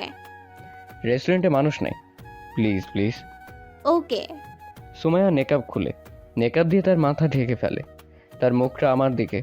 আমি তার মুখের দিকে এক দৃষ্টিতে তাকিয়ে আছি, চোখের পাতিও ফেলছি না। চোখ মুখ শুকিয়ে গেছে, মনে হয় টেনশন করতে করতে। তারপর অনেক সুন্দরী। আমি পাক্কা 5 মিনিট তার মুখের দিকে এক দৃষ্টিতে তাকিয়ে থাকি, আর তার হাত আমার হাতের সাথে শক্ত করে ধরে রাখে। আমার চোখে কেন জানি পানি চলে আসে। তুমি কাঁদছো কেন? এটা সুখের কান্না। আমার মন এতদিন ধরে এই জিনিসটাই খুঁজছিল, আজ আমার মন সেই জিনিসটা পেল, তাই সুখে কাঁদছি। সুমাইয়া তার হাত দিয়ে আমার চোখের পানি মুছে দেয়। তোমার চেহারার মধ্যে কি? মন চাই শুধু তাকিয়ে থাকি। সত্যি? ওয়েটার আসলে সুমাইয়া একটু উল্টো দিকে ঘুরে মেকআপ ঠিক করে ফেলে। আমার সম্পর্কে তোমার আরো অনেক কিছু জানার আছে। কি? তোমার কোনো স্বামী নাই? নাই কোনো বয়ফ্রেন্ড আছে? না। তাহলে আজ এতটুকুই থাক, পরে আস্তে আস্তে জানবো। ওকে, তুমি বোধহয় সিগারেট খাও না। তুমি কি করে এত শিওর হলে? অনুমানে বললাম। খাই, ডেইলি একটা, আগে খেতাম 15টা। হঠাৎ এই পরিবর্তন? আমার কাশের সাথে রক্ত আসে, তাই ডক্টর বলল সিগারেট খাওয়া ছেড়ে দিতে। কি সত্যি? হুম। এখন আসে না। ভালো, আমাকে ছেড়ে চলে যাবে? না, চলো তোমাকে বাড়ি পৌঁছে দেই। চলো। আমি সুমাইয়াকে বাড়ি পৌঁছে দেই, দিয়ে বাড়ি আসি। এসে সুমাইয়াকে ফোন দিই, ফোন দিয়ে কথা শুরু করলাম। খাওয়া দাওয়া করছো? খাচ্ছি।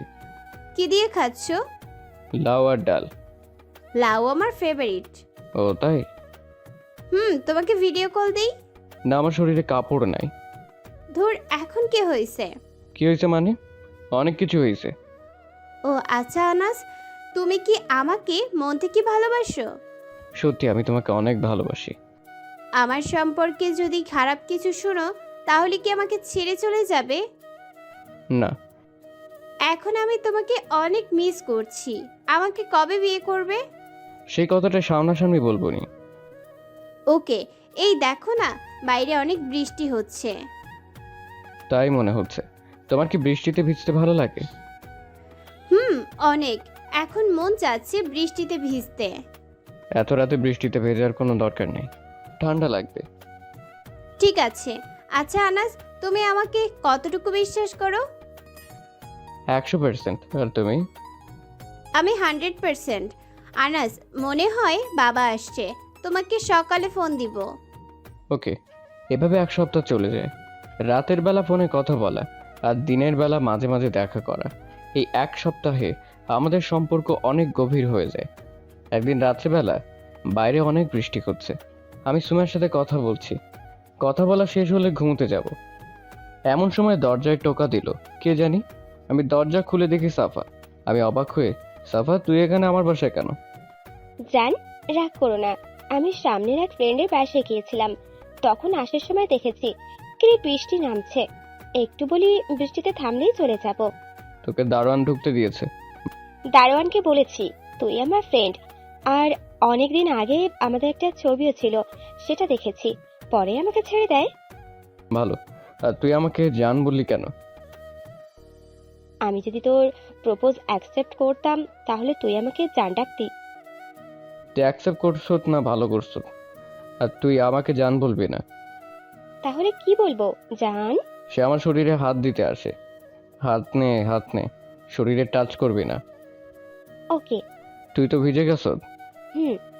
ভেতরে আয়, এখানে দাঁড়া, কাপড় নিয়ে আসি। আমি মার একটা কাপড় এনে সাফাকে দিলাম আর বাথরুম দেখিয়ে দিলাম। আমি আমার রুমে চলে গেলাম, মনে মনে এই মেয়ের মতিগতি ভালো না, সাবধানে থাকতে হবে। নারী ফেতনা বড় ফেতনা। আমি আমার রুমে বসে রয়েছি, বৃষ্টি থামার কোনো নাম নাই। মনে মনে নিয়ত করলাম এই মেয়ের দিকে তাকাবোই না, তাকালেই কুচিন্তা চলে আসবে আর তাকে ভোগ করতে মন চাইবে। যেভাবেই হোক তার থেকে সাবধান থাকতে হবে। একটু পর সাফা এসে বলল, আনাস, বৃষ্টি তো থামছেই না, আজ রাতটা এখানেই থেকে যাই। আমি জানি তুই কথা বলবি, এদিকে আসবি না, দরজার কাছে দাঁড়া। ওকে। বামে দেখ একটা রুম আছে, সেটার ভিতর গিয়ে চুপচাপ শুয়ে পড়, কোনো কিছু স্পর্শ করবি না। এত তাড়াহুড়ো কিসের? আয় কাছে আয়, একটু কথা বলি। না, কোনো কথা নাই, চুপচাপ গিয়ে শুয়ে পড়। আমি বুঝি না, তোর 24 বছর বোধ হয়, তুই কি করে এখনো সিঙ্গেল আছিস? 24 বছর বছরে কোনো মেয়ের শরীর স্পর্শ করিসনি, তুই তো ছেলে হওয়ার যোগ্যতা রাখিস না। তোর মতো ছেলেদের দেখ 5-10টা গার্লফ্রেন্ড, প্রতিদিন একজনের সাথে রাত কাটায়, আর তুই তুই তো ছেলে হিসেবে কলঙ্ক। দেখ তোর সামনে কে দাঁড়িয়ে আছে, আমি সাফা। তোকে আর কষ্ট করতে হবে না, আমি এসে গেছি, তোর আর সিঙ্গেল থাকতে হবে না। এই বলে সাফা এগোতে থাকে। আমি জানি সাফা আমাকে এসব কথা বলে, আমাকে উত্তেজিত করতে যাচ্ছে, কিন্তু আমি না, আমি তার ফাঁদে পা দেব না। না না, কোনোভাবেই না। আমি নিচে তাকিয়ে আছি। না না, এসব কি হচ্ছে আমার সাথে? না না, সাফা আমার শরীরে হাত দিয়েছে। আল্লাহ, তুমি আমাকে সেই শক্তি দাও আমি যাতে শয়তানকে প্রতিহত করতে পারি। সাফা আমার শরীরে হাত দিয়ে আমার গাড় টিপতে থাকে। প্রথম টিপ দেওয়াতেই আমি তার হাত ধরে ফেলি, ধরে দাঁড় করে কষিয়ে একটা চড় দিই, গিয়ে ঘাড়ে ধরে আমার রুম থেকে বের করে বললাম, তুই তো একটা বেশ্যা মাগি, তুই আমাকে কি সুখ দিবি? আর তোর থেকে ভালো মেয়ে আমার জন্য অপেক্ষা করছে, তুই তার কাছে আসার যোগ্যতাই রাখিস না। আমি একটু আগে সত্যিকারের শয়তানকে দেখতে পাইছি তোর মাঝে, কিন্তু সে আল্লাহ আমাকে রক্ষা করছে। শোন, আর একবার যদি আমাকে ডিস্টার্ব করস তাহলে আমি দারোয়ানকে ডাক দিয়ে ঘাট ধাক্কা দিয়ে বৃষ্টির ভিতর বাসা থেকে বের করে দেব। তাই চুপচাপ বামের পাশের ঘরে গিয়ে ঘুমা। সাফা চুপচাপ পাশের রুমে গিয়ে দরজা লাগিয়ে দেয়। আমি আমার রুমের দরজা লাগিয়ে দিই। বিছানায় শুয়ে আল্লাহকে ধন্যবাদ দিচ্ছি। এখন যদি আমার সাথে সাফা যা করার করে ফেলতো, আর কোনোভাবে যদি এটা লোক জানাজানি হতো, তাহলে আমাকে এই বেশ্যার সাথে বাকি জীবন কাটাতে হতো। না পেতাম সুমাইয়াকে, না পেতাম জীবনে কোনো শান্তি। সুমাইয়া বলেছিল যে কোনো বিপদে আল্লাহকে স্মরণ করতে। আজ বিপদের সময় আল্লাহকে স্মরণ করেছি। Thank god. আমি সুমাইয়ার কথা চিন্তা করতে করতে ঘুমিয়ে গেলাম। সুমাইয়া আনাসের সাথে দেখা হওয়ার পর থেকে সব সময় মন ভালো থাকে। রাতের বেলা ভালো ঘুম হয়, সকালবেলা উঠে আনাসের সাথে প্রথম কথা বলে। সুমাইয়া আনাসকে বিধবা হওয়ার কথা বলতে চাই, কিন্তু সেরকম কোনো সুযোগই পাচ্ছে না। বিয়ের কথা বললে আনাস বলে, বিয়ে তো তোমাকে আমি অবশ্যই করব, কিন্তু আরো কিছুদিন পর। সুমাইয়া জিজ্ঞেস করে কেন? তখন আনাস বলে, কারণ বিয়ে করলে ডেট করার মজা চলে যাবে। বিয়ের আগে ইচ্ছে মতো ডেট করে নি। আনাসের এরকম পাগল মার্কা কথা শুনে সুমাইয়া মনে মনে হাসে। এই এক সপ্তাহ সুমাইয়ার ভিতর থেকে বুঝতে পারে সুমাইয়া আনাসকে মন থেকে ভালোবাসে। আনাসকে ছাড়া সুমাইয়া বাঁচতেই পারবে না। প্রতিদিন রাতে সুমাইয়া আনাসের সাথে কথা বলে, কথা বলার পর প্রতিদিন বলে, আমি তোমাকে অনেক ভালোবাসি আনাস, অনেক অনেক। আমি তোমাকে ছাড়া বাঁচবো না। আর কোলবালিশকে আনাস ভেবে জড়িয়ে ধরে ঘুমিয়ে যায়। একদিন রাত্রে প্রচুর বৃষ্টি হচ্ছে আর আনাসের সাথে কথা বলে। কথা বলা শেষ হলে ঠিক করে সকালে আনাসের ওখানে গিয়ে তার বিধবা হওয়ার কথাটা শোনাবে। যেটা ভাবা সেই কাজ, যেই ভাবা সেই কাজ। পরদিন সকালে সুমাইয়া আনাসের ওখানে যায়। দিনটা ছিল শুক্রবার, তাই অফিসের কোনো প্রকার টেনশন নাই। মেয়ে এসে দরজা খুলল। একজন মেয়ে এসে দরজা খুলল। সুমাইয়ার চোখে বিশ্বাস করতে পারছে না। আনাসের রুমে মেয়ে আসবে কোথা থেকে? আর কাউকে তো দেখছি না, শুধু একজন মেয়ে। কি আপনি? আর এখানে কি? আপনাকে তো চেনা মনে হচ্ছে না। আমাকে চিনেন না? আমি আনাসের ভালোবাসা। মানে? আনাসের এক্স আমি। আপনি আনাসের জিএফ? ইম্পসিবল। পসিবল। আর কাল রাতে আমরা খুব এনজয় করি একজন আরেকজনের সাথে। কিসের এনজয়? সাফা ভেতরে ভেজা কাপড়গুলো দেখিয়ে বলল, এইবার বুঝতে পেরেছেন? তাহলে এতদিন আনাস আমাকে ধোঁকা দিল? আপনি কে? আমি তার কেউ না। ও, বুঝতে পেরেছি। আপনিও আনাসের প্রতারকের শিকার। আর কতজনকে জানি এরকম ভোগ করেছে, অবশেষে আমার সাথে। আমি তাকে মন থেকে ভালোবাসতাম আপু, মন থেকে। সে আপনার সতীত্ব নষ্ট করেছে। আপু, আমি তার ফাঁদে পা দিইনি। কোথায় সে? রুমে নাক ডেকে ঘুমাচ্ছে। আপনার গালে কিসের দাগ? গতকাল রাতে সে আমার গালে এমন কিস করেছে, একেবারে দাগ বানিয়ে ফেলেছে। সুমাইয়া এইসব কথা কানে বিশ্বাস করতে পারছে না। সুমাইয়া কাঁদতে কাঁদতে সেখান থেকে চলে আসে, নিজের বাসায় এসে দরজা বন্ধ করে, জোরে জোরে কাঁদতে থাকে আর বলতে থাকে, আমি এটা কি শুনলাম? আনাস এত নিচু মনের মানুষ? সে একটা প্রতারক। সে কিভাবে আমার সাথে এরকম করতে পারলো? তার বাসায় একজন মেয়ে, এটা মেনে নেওয়া যাচ্ছে না। সে কেন মেয়ে আনবে? সে যে সময় আমার সাথে কথা বলে তখন তো মনে হয় মন থেকে কথা বলে। তার মানে আনাস একটা প্রতারক। আমি কাকে এতদিন ভালোবেসেছিলাম, আজ থেকে তার সাথে কোনো যোগাযোগ নাই। সিম ব্লক লিস্টে ফেলাইছে আনাসের নাম্বার, ফেলে কাঁদতে লাগলো। দুপুরবেলা সুমাইয়া নানা বাড়ি চলে যায়, ঢাকার বাইরে। আমি ঘুম থেকে উঠে দেখি সাফা নাই, সাফার কাপড়গুলো নাই। তার মানে সে চলে গেছে, ভালোই হয়েছে। আর একটা জিনিস আমি অবাক হলাম, প্রতিদিন সুমাইয়া আমাকে ফোন দেয়, আজকে ফোন দিল না। আমি ফোন দিই, ফোন দিয়ে দেখি ব্যস্ত। ভাবলাম মনে হয় ঘুমাচ্ছে, মোবাইল ব্যস্ত আছে। দুপুর গড়িয়ে আসছে, এখনও ফোন দিল না। ব্যাপার কি? আমি ফোন দিই, ব্যস্ত। বিকেল হয়ে গেল, ফোন দেওয়ার কোনো খোঁজ খবর নাই। আমি রেডি হয়ে গেলাম তাদের বাড়ির দিকে, দেখি ব্যালকনিতে আসে কিনা। না, তাদের বাড়িতে তো কাউকে দেখা যাচ্ছে না। তাদের বাসায় যাব, আগামীকাল পর্যন্ত দেখা যায়। রাত হয়ে গেল, এখনো সময়ের কোনো খোঁজ নেই। আমি পুরো টেনশনে পড়ে গেলাম, কোথায় হাওয়া হয়ে গেল, ফোনের নাই কোনো খুঁজে। আমি পরদিন অফিস করে গেলাম সুমাইয়ের বাড়ির এখানে। এবার সোজা তার বাসায় এসে নক করলাম। দরজা খুললো একজন মহিলা, সেটা সুমাইয়ের মা। আন্টি আসসালামু আলাইকুম। ওয়ালাইকুম আসসালাম। আন্টি কেমন আছেন? ভালো বাবা, তুমি কেমন আছো? ভালো আন্টি। সুমাইয়া আছে? তোমাকে চেনা মনে হচ্ছে। আমি আপনাদের বাসা দেখতে আসছিলাম, পরে আর আসা হয়নি। ও, মনে পড়েছে, তুমি আনাস। হুম। কিন্তু সুমাইয়া তো নাই। নাই মানে? কোথায়? তার নানির বাসায়। কখন গেছে? গতকাল সকালেই কোথা থেকে জানি এসে রেডি হয়ে চলে যায় নানির বাসায়। আচ্ছা, তার নানির বাসার ঠিকানা দেওয়া যাবে? না বাবা, সে যার আগে বলে গেছে অপরিচিত কাউকে ঠিকানা না দিতে। আমি সুমাইয়াকে ভালো করে চিনি, আর সেও আমাকে ভালো করে চিনে। তার অনুমতি ছাড়া ঠিকানা দিতে পারবো না। আচ্ছা, সে কোন অফিসে চাকরি করে সেটা বলা যাবে? না। দেখেন আন্টি, আপনি আমার মায়ের মতো, আমার তো মা নাই। প্লিজ আমাকে একটু ঠিকানাটা দিয়ে হেল্প করেন। সরি বাবা, আমি পারবো না। ওকে, তাহলে যাই, দোয়া করবেন। আসসালামু আলাইকুম। এই বলে চলে আসলাম। আমার সামনে সব অন্ধকার লাগছে। আমি কোনো চিন্তা না করে সিগারেট খাওয়া শুরু করলাম। আমি বাসায় আসলাম, এসে বিছানায় শুয়ে ভাবতে লাগলাম, সুমাইয়া কি আমাকে ধোকা দিল? না না, সেরকম করতে পারে না। আমার কিছু ভালো লাগছে না। আচ্ছা, সুমাইয়া কি তাহলে গতকাল সকালে আমার এখানে আসছিল আর সাফাকে দেখে চলে যায়? কিছু বুঝে আসছে না। সে মনে হয় আমার নাম্বার ব্লক লিস্ট ফেলাইছে। অন্য কারো মোবাইল দিয়ে ফোন দেওয়া যেতে পারে, তার আগে আমি ফোন দিয়ে নিই। ফোন দিলাম, একই কথা, ব্যস্ত আছে।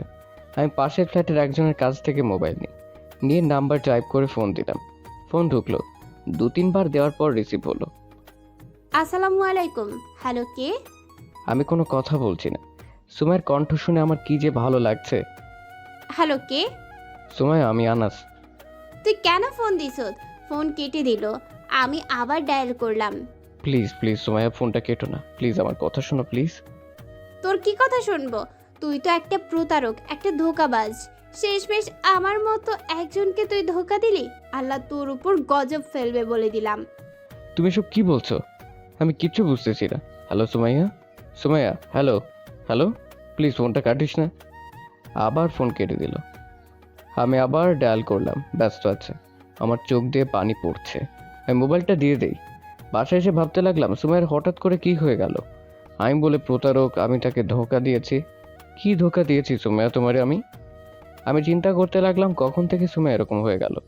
সুমাইয়ার মা বলল সকালবেলা কোথা থেকে জানিয়ে এসে নানির বাড়ি চলে যায়। তার মানে সকালে কিছু হয়েছে। কি হয়েছে সকালে? তাহলে কি সকালে সুমাইয়া আমার এখানে আসলে তো সাফার সাথে দেখা। সাফা কিছু বলছে যার কারণে সুমাইয়া এরকম করছে। সাফাই বোধহয় কিছু বলেছে যার কারণে সুমাইয়া এরকম করছে। আমি তাড়াতাড়ি বাসা থেকে বের হলাম, রেস্টুরেন্টে গেলাম। রেস্টুরেন্টে পেয়ে গেলাম, দেখি কয়েকটা ছেলের সাথে আড্ডা দিচ্ছে। আমি হাত ধরে রেস্টুরেন্ট থেকে বের করলাম। হাত ধরে টানছো কেন? তুই বাইরে আয়, তোকে বুঝাচ্ছি। বাইরে বের করে বললাম, তুই জানিস না তুই কি করছিস? আমি জানি, তুই আমার কাছে আসবি। তুই সুমাইয়াকে কি বলছ? তাকে শুধু বলেছি তুই আমার এক্স, আর গতকাল রাতে আমরা খুব এনজয় করেছি। কেন বললি? কেন বললি? কেন কেন কেন? আমি কাঁদতে শুরু করলাম। কেন? ওই দিন রাতের বেলা আমাকে চড় মেরেছে, আর আমি আমি বেশ্যা। তোর কাছে আমি বেশ্যা? তুই কেন এমন করলি? আমি তোর কি ক্ষতি করেছিলাম? তুই আমার কোনো ক্ষতি করিসনি, বরং তুই আমার উপকার করেছিস। কিন্তু তুই আমাকে চড় দিলি কেন? আমি সব সহ্য করতে পারি, কিন্তু চড় সহ্য করতে পারি না। সামান্য চড় দেওয়াতে তুই আমার জীবনটা শেষ করে দিলি। আমি সুমাইয়াকে ভালোবাসতাম। ভালোবাসতি? এখনকার ছেলেরা বলে ভালোবাসে। তোর কি মনে হয়? দেখ, যা হওয়ার হয়ে গেছে, এখন আমার আর কিছু করার নেই। তুই আর কি করতি? যা করার তো করেই ফেলছত। তাহলে আমি যাই। কিন্তু যাওয়ার আগে এইটা নিয়ে যা। আমি তাকে কষিয়ে চড় দিলাম, দিয়ে বললাম, শোন, তুই একটা বেশ্যা, এটা এখন প্রমাণ করলি। তোর যেদিন ডিভোর্স হয়েছিল সেদিন যদি তুই তোর বাবা মার কাছে মাপ চাইতি, সব সময় যদি সবার আড়ালে থেকে আল্লাহর কাছে দোয়া করতি, আর সবসময় পর্দা করতি, তাহলে তুই আজকে নতুন স্বামী নিয়ে আর হয়তো বেবি নিয়ে সুখে থাকতি। না, তুই কি করছত? তুই রাস্তায় রাস্তায় মাগিদের মতো ঘুরে বেড়াইছত, যেখানে টাকা পাইছত সেখানে চলে গেছত, আর আমার মতো ছেলেদের ভালোবাসা নষ্ট করছত। তোর কি দরকার ছিল সুমাইয়াকে এটা বলার? সকালে আমাকে তুই 100টা চড় দিতি। সুমাইয়াকে এতগুলো কথা না বলে। তোর দুঃখ তো মাত্র শুরু। সামনে তোর জন্য নরক অপেক্ষা করছে, নরক অপেক্ষা করছে। এখনো সময় আছে ভালো হওয়ার। ভালো হয়ে যা। আর যেদিন তোর মনে হবে তুই আগের থেকে চেঞ্জ হয়ে গেছত, আগের থেকে ভালো হয়ে গেছত, তাহলে প্লিজ সুমাইয়াকে ফোন করে বলে দিস কথাগুলো তুই মিথ্যে বলছত। একশেষে কথাগুলো বলি। কোথা থেকে দুজন ছেলে এসে বললো, আনাস ভাই কোনো সমস্যা? না, আমি বাবা মা মারা যাওয়ার আগে এলাকার বস ছিলাম। আনাস বললে আমাকে সবাই চিনে। বাবা মারা যাওয়ার পরে সব ছেড়ে দেয়, কিন্তু এলাকায় যদি কোনো সমস্যা হয় তাহলে বিচার করার জন্য এখনও ডাক দেয়। এলাকায় পাওয়ার নাই বললে ভুল হবে, যেহেতু এই এলাকায় আমার জন্ম, তাহলে পাওয়ার তো থাকবে। দুজনকে আমি চিনি, তারা আমার আগের ফ্রেন্ড ছিল, কিন্তু মা বাবা মারা যাওয়ার পর আস্তে আস্তে বন্ধু কমাতে থাকি। আস্তে আস্তে শূন্যের কোঠায় আমার ফ্রেন্ড। এখন আমি একা চলি। আমি চলে আসি। বাসায় এসে সুমাইয়ের কথা চিন্তা করতে করতে ঘুমিয়ে গেলাম। সুমাইয়া মামার বাড়ি চলে আসে আনাসের থেকে দূরে থাকতে, কারণ আনাস একটা ধোঁকাবাজ। সুমাইয়ার কেন জানি মনে হচ্ছে আনাস এরকম না। অচেনা একটা মেয়ের কথা শুনে আনাসকে যা ইচ্ছে তাই বলছে। ধর, খারাপ না হইলে এমনি বলছে। এখন যে করে হোক আনাসকে ভুলে থাকতে হবে। এইভাবে কষ্ট করে 1 মাস চলে যায় মামার বাড়ি। মামার বাড়ি। এখন আর আনাসকে এত মনে পড়ে না, কারণ দোষটা তার। 6 সপ্তাহের পর সুমাইয়া বাড়ি যায়। সুমাইয়া মামার বাড়ি থেকে অফিস করছে। বাড়ি এসে সকালে বিকেলবেলা বেলকনিতে দাঁড়িয়ে আছে। এমন সময় দেখে আনাস। ভিতরটা কেমন জানি চিনচিন করে উঠল। সে ভিতরে চলে যায়। ভিতরে গিয়ে আগের স্মৃতিগুলো মনে করতে থাকে। কে জানি কলিং বেল টিপ দিল। সুমাইয়ার মা গিয়ে দরজা খুলল। মা দেখে আনাস। বাবা, কি প্রয়োজন? আন্টি সুমাইয়া। সুমাইয়াকে কে জানি ডাকছে। সুমাইয়া যায় গিয়ে আনাসের কাছ থেকে দেখে হৃদয়টা মোচড় দিয়ে ওঠে। কি চান আপনি? আপনি যে একটা প্রতারক। ওকে, আমি প্রতারক, আমি ধোঁকাবাজ, আমি তোমাকে ঠকাইছি। তাহলে ব্রেকআপ করতে চাও না? আপনার মতো প্রতারকের সাথে আমার কোনো রিলেশন ছিল না। প্লিজ আমার কথাটা শোনো, প্লিজ। এখানে না, ছাদে চলো, প্লিজ প্লিজ। আপনার সাথে আমি ছাদে যাব? আপনি এটা ভাবলেন কি করে? প্লিজ আমাকে একা রেখে চলে যেও না। আমার জীবনে কেউ নাই। ভাবছিলাম তোমাকে আপন করে তোমার সাথে বাকি জীবনটা পার করে দেব। প্লিজ আমাকে একা রেখে চলে যেও না। এই 6 সপ্তাহের প্রত্যেকটা দিন আমি এখানে এসেছি। প্লিজ প্লিজ সুমাইয়া, চলো। ওকে, দাঁড়ান। সুমাইয়া ভিতর থেকে মোবাইলটা নেয়। ভালো করে একটা ওড়না পরে মেকআপ বানিয়ে আর আনাসের সাথে ছাদে যায়। ছাদে গেলে আনাস বলে, তুমি কিন্তু আমাকে বলেছিলে তুমি আমাকে 100% বিশ্বাস করো। বলেছিলাম, কিন্তু এখন না। তুমি এখন আর আমাকে বিশ্বাস করো না? না, আর কেনই বা করব? কারণ আপনি মেয়েদের সতীত্ব নোট করেন। আপনি কত মেয়েদের ধোকা দিয়েছেন, শেষমেশ আমাকে, তোকে আমি কোনো বিশ্বাস করব? তোমাকে এসব কথা সাফা বলছে তাই না? শোনো আমার কথা শোনো। এই সাফা হলো একটা বেশ্যা। সে আমাদের কাস্ট ফ্রেন্ড ছিল। ডিভোর্স হওয়ার পর থেকে সে রাস্তায় রাস্তায় বেশ্যাদের মতো ঘুরে বেড়ায়। ওই দিন রাতে, যেদিন সকালে তুমি আমার কাছে আসছিলে, তার আগের দিন রাতে প্রচণ্ড বৃষ্টি ছিল। তোমার সাথে কথা বলার পর সে আসে আমার এখানে, বলে ফ্রেন্ডের বাসা থেকে যাচ্ছে, বৃষ্টির জন্য যেতে পারছে না। তাই আমি তাকে ভেতরে এনে তাকে থাকতে দিয়েছি। সে রাতে অপকর্মের জন্য আহ্বান করে, কিন্তু তাকে আমি চড় দিয়ে রুম থেকে বের করে দিই। আর ওই ভেজা কাপড়গুলো? ওগুলো হলো গত রাতে বৃষ্টিতে ভিজে বাসায় আসছিল সেগুলো। বিশ্বাস করো, আমি একটা কথাও মিথ্যে বলিনি। Nice story. এভাবে গল্প বানিয়ে আর কত মেয়েকে ফাঁদে ফেলে ভোগ করছেন। আর এসব কথা বলো না, আমি সহ্য করতে পারছি না। প্লিজ আমার কথাগুলো বিশ্বাস করো। আপনার কথার মধ্যে আমার এক বিন্দু বিশ্বাস নাই। কে জানি সুমাইয়ার মোবাইলে কল দিল। সুমাইয়া ধরে আনাসের থেকে দূরে চলে যায়। আসসালামু আলাইকুম, কে? আমি সাফা।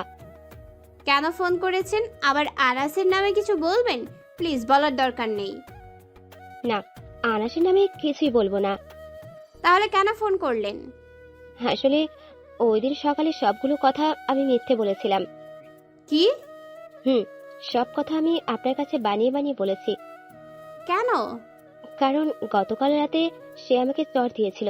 সেই আগে আমি তার নামে সব বানিয়ে বানিয়ে মিথ্যে বলেছি, যাতে আপনাদের ব্রেকআপ হয়। সেখানে আপনাকে চড় দিবে? কারণ তাকে আমি রাতে অকর্মের আহ্বান করেছিলাম, আর তার কারণে একটা চড় খেয়েছি। আর ভেজা কাপড়গুলো রাতে বৃষ্টিতে ভেজা কাপড়। সুমাইয়া, আসলে তুমি তাকে এখনো চিনতেই পারোনি। আর তোমারও ঠিক হয়নি অন্য একজনের কথা শুনে আনাসকে কষ্ট দেওয়া। সুমাইয়া, তুমি অনেক ভাগ্যবতী, কারণ তুমি আনাসের মতো একজন মানুষকে পেয়েছো। আমি আনাসকে চিনি, তার মতো ছেলে আমি কখনো দেখিনি। তুমি সত্যি অনেক ভাগ্যবতী। তোমাকে মিথ্যে বলার জন্য আমাকে মাফ করে দিও। রাখি, বাই। আমি ভাবতেছি সুমাইয়া কার সাথে এতক্ষণ কথা বলছে। আবার কোনো বয়ফ্রেন্ড নাকি? কে জানি। আমি যে এখানে আছি বোধহয় ভুলেই গেছে। তাহলে কি সুমাইয়ার কথা শেষ? তার মানে আমাদের সম্পর্ক শেষ। যেহেতু এখানে থেকে লাভ নাই, চলে যাই। আমি হাঁটা শুরু করলাম। আনাস ডাকে পেছনে তাকাই, দেখি সুমাইয়া আমাকে দৌড়ে এসে জড়িয়ে ধরলো, বলল, সরি আনাস, সরি। আমি তোমাকে অনেক কষ্ট দিছি, প্লিজ আমাকে ক্ষমা করে দাও। এই বলে আমাকে জড়িয়ে ধরে কাঁদতে লাগলো। আমি জানতাম একদিন তুমি সত্যি কথাটা জানবা। সরি, আমাকে মাফ করে দাও। তোমার উপর আমার কোনো রাগ নাই। আমি এটাই চেয়েছিলাম তুমি আবার ফিরে এসো। আমি তোমাকে অনেক ভালোবাসি। আর আমিও। এখন নেকআপটা খোলো। সুমাইয়া নেকআপ খুলে। আমি তাকে কিস করতে যাব, এমন সময় সে আমার মুখে হাত দিয়ে বলল, যা শয়তান, এখন না, প্লিজ একটু। বিয়ের দিন মন ভরে দিও। কবে বিয়ে করবে? তুমি কবে করবা? আমার মন চাচ্ছে এক্ষুনি করে ফেলতে। তোমাকে কিছু কথা বলা দরকার। বলো, আজ আমি তোমার সব কথা শুনবো। সে কথা শোনার জন্য তুমি বিয়ে না করতে পারো। তাহলে থাক, পরে বইলো। না, এখন বলবো। আচ্ছা বলো। আমি বিবাহিত। মানে হোয়াট? আমার একজন স্বামী ছিল। আমার আরো 3 বছর আগে বিয়ে হয়। তাহলে তোমার স্বামী কোথায়? মারা গেছে বিয়ের 1 মাস পর। তার মানে তুমি বিধবা? আমাকে আগে বলো নাই কেন? আমি তোমাকে বলতে চেয়েছিলাম, কিন্তু সেই সুযোগ তুমি আমাকে দাও নাই। ও আমি চিন্তায় পড়ে গেলাম। এতদিন একটা বিধবা মেয়ের সাথে রিলেশন করলাম। বললাম, সময় সন্ধ্যা নেমে এসেছে, বাসায় চলে যাও। ওকে রাতে কল দিবা? ওকে। সুমাইয়া চলে যায়। আমি বাসায় আসি। বাসায় এসে আমার মাথায় চিন্তার রাজ্য। আমি একটা বিধবা মেয়ের প্রেমে পড়লাম। শিট। আমার আগেই তার কথাটা শোনা দরকার ছিল। তাহলে এতদিনে তাকে মানিয়ে নিতাম। না, সুমাইয়াকে ভোলা সহজ না। আমি ভাবছিলাম আমি হব তার মুখ দেখা প্রথম ব্যক্তি, আমি হব তাকে কিস করা প্রথম ব্যক্তি। শিট। তার জন্য এত কষ্ট করলাম, এখন তারা ছেড়ে দেওয়া অসম্ভব। এমন সময় সুমাইয়ার কল। কি করো? কিছু না। আমি তোমাকে কষ্ট দিতে চাইনি। না, কিসের কষ্ট? তোমার সাথে রিলেশন হওয়ার পর তো কষ্টের ভিতরে আছি। সরি, সব দোষ আমার। কারো দোষ নয়। তোমার যদি আমার ভালো না লাগে তাহলে থাক, আমি মেনে নিতে পারবো। সুমাইয়া, আমি তোমাকে ভালোবাসি। তুমি শুধু আমাকে জাস্ট কিছু সময় দাও। ওকে, রাখি, বাই। যতই কথা বলো সুমাইয়া, আমি তোমাকে ভুলতে পারবো না, আর ভোলা বোধহয় সম্ভব না। আমি শিট শিট আমি ভাবলাম বিধবা হয়েছে তো কি হয়েছে, ধুর, সুমাইয়াকে ছাড়া আমি বাঁচবো না। সুমাইয়া, আমি তোমাকে ভালোবাসি। তাহলে সুমাইয়া আমার সিনিয়র বিধবা। সুমাইয়া, আমি বিয়ে করলে তোমাকেই করব। আমি সুমাইয়াকে কল্পনা করে ঘুমিয়ে পড়ি। সকালে ঘুম থেকে উঠে অফিসে গেলাম, গিয়ে কাজে মনোযোগ দিলাম। একজন লোক এসে বলল, বস আমাকে ডাকতেছে। আমি বসের অফিসে গেলাম। স্যার, কিছু বলবেন? বসো। আমি বসলাম। স্যার, দেখো, তুমি অনেকদিন ধরে এই অফিসে কাজ করছো, তুমি আমাদের বিশ্বাস অর্জন করেছো, তোমার কাজের প্রতি আমি অনেক খুশি। Thank you sir. দেখো, আমাদের আর এরকম কোনো লোক প্রয়োজন নাই পিয়নের কাজ করা, তাই তুমি চাকরিটা ছেড়ে দিতে পারো। কিন্তু স্যার, আমার ভুলটা কি বলেন? তোমার কোনো ভুল নাই, আমাদের আর পিয়ন লাগবে না। ওকে স্যার, আমি চলে আসি।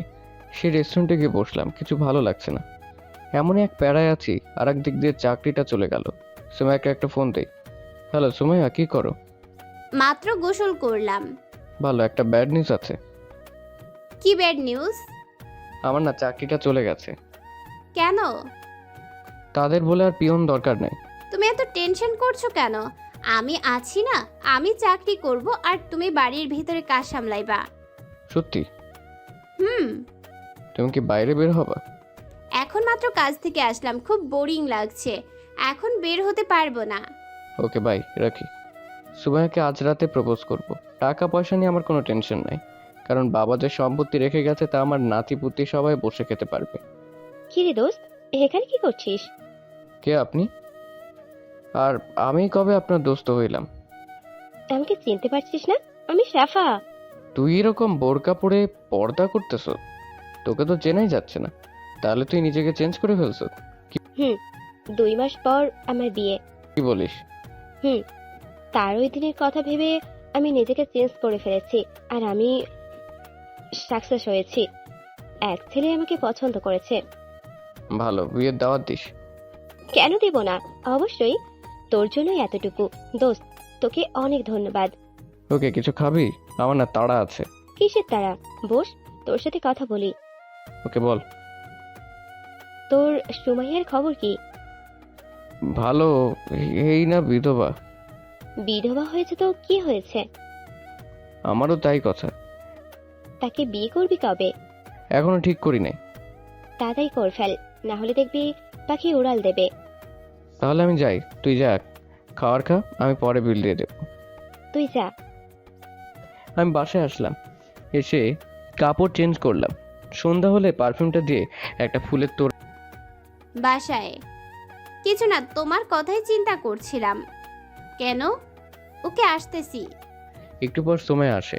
বাসার সামনে লাইটের আলোয় সুমাইয়াকে পরীর মতো লাগছিল। আসলে সুমাইয়ার সামনে হাঁটু গেড়ে বসে ফুলের তোড়া এগিয়ে দিয়ে বললাম, আই লাভ ইউ সুমাইয়া, তুমি কি আমাকে বিয়ে করবে? ইয়েস ইয়েস, আমিও তোমাকে ভালোবাসি। সুমাইয়া ফুলের তোড়াটি নেয়, আমি দাঁড়াই। সুমাইয়া আমাকে জড়িয়ে ধরে, আমি সুমাইয়াকে শক্ত করে জড়িয়ে ধরি। কিছুক্ষণ জড়িয়ে ধরার পর আমি আমার মুখ সুমাইয়ার ঠোঁটের কাছে নিতে থাকি। এবার সুমাইয়া কোনো বাধা দিচ্ছে না। একেবারে কাছে আনলে সুমাইয়া চোখ বন্ধ করে ফেলে। আমি হালকাভাবে তার ঠোঁটে আমার ঠোঁট লাগাই। সে আমার হাতগুলো শক্ত করে ধরে রাখে। 1 মিনিট পর ছেড়ে দেয়। ওকে। সুমাইয়া আমাকে আবার জড়িয়ে ধরে, প্লিজ, এখন আর না, আমি নিতে পারবো না। এখন বলো, বিধবা মেয়েদের কেমন লাগে? কেন কেমন লাগে বলো? সেটা আর কিছুদিন পর বলবো। ওকে, আমি যাই, না হলে বাবা কিছু বলবে। ওকে যাও, শীঘ্রই আমার বোন তোমার এখানে আসবে। যত তাড়াতাড়ি সম্ভব করো। ওকে। আমি সুমাইয়াকে বাই দিয়ে বাসায় চলে আসি। পরদিন মিমের বাড়িতে যাই। গিয়ে হাসানকে বলি, হাসান, আমি বিয়ে করছি। কাকে, কবে? তোকে যে বলছিলাম সুমাইয়া। সুমাইয়ার সাথে সব ঠিকঠাক? শোন, তোকে আর মিমকে তাদের বাড়িতে যেতে হবে। গিয়ে তার আর আমার বিয়ের সম্পর্কে কথা বলতে হবে। ওকে, কোনো সমস্যা নেই। কবে যাব? আগামীকাল। ওকে। তাহলে আমি বাড়ি যাই, তুই আমাকে কল দিস। পরদিন হাসান আর মিম গিয়ে কথা বলে আসে। মেয়ে দেখার তারিখ ঠিক হয়। 2 দিন পর আমরা সবাই যাই সুমাইয়ার বাড়িতে। আমি গিয়ে সোফায় বসি, আমার পাশে হাসান আর মিম সুমাইয়ার কাছে গেছে। সুমাইয়া বাবা বলল, বাবা তোমাকে জানি কোথায় দেখছি। আঙ্কেল আমি আনাস, আপনার বাসা দেখতে আসছিলাম।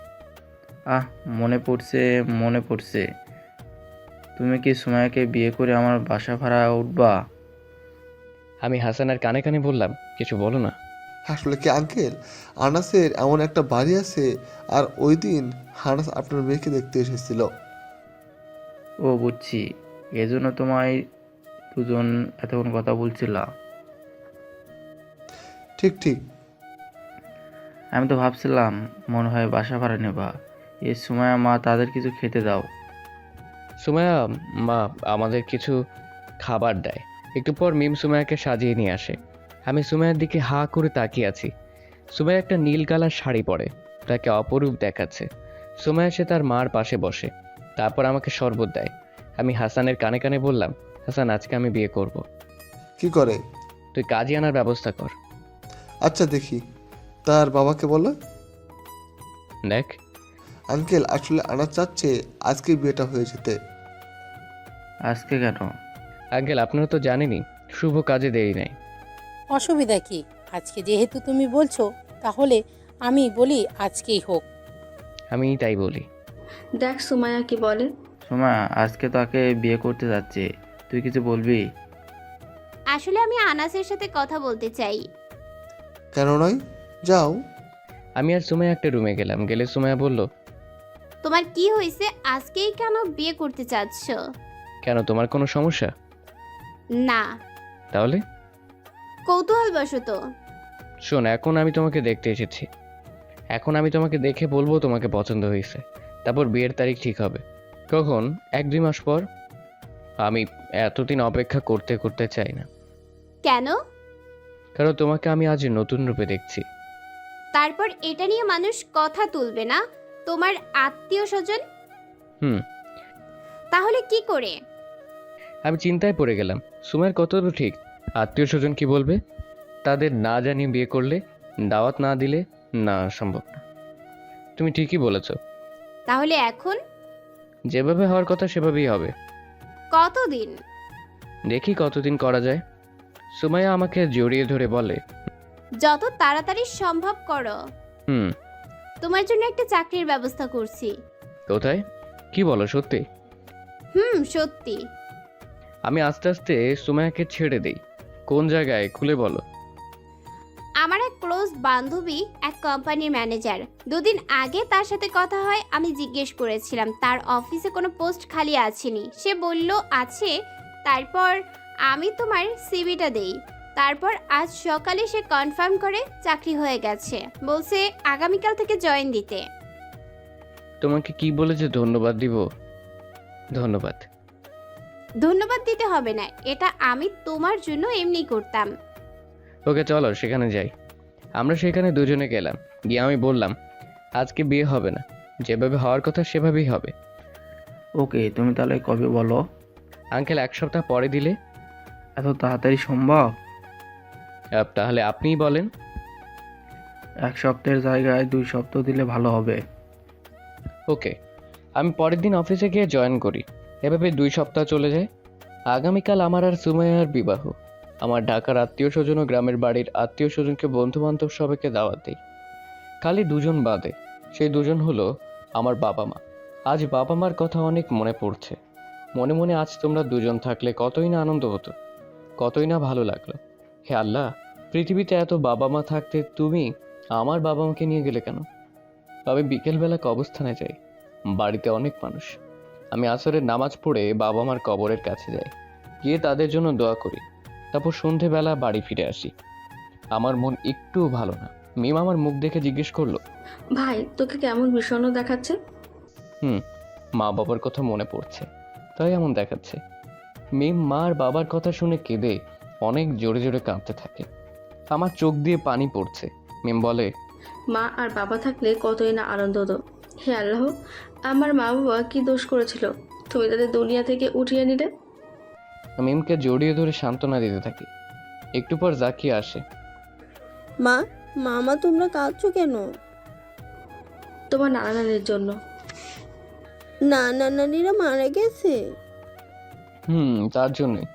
আসো কোলে আসো। আমি জাকিয়াকে কোলে করে ছাদে নিয়ে যাই। ছাদে জাকিয়ার কিছুক্ষণ পাকনা কথা শুনে আমি হাসতে লাগলাম। সুমাইয়া ফোন দেয় ভিডিও কলে।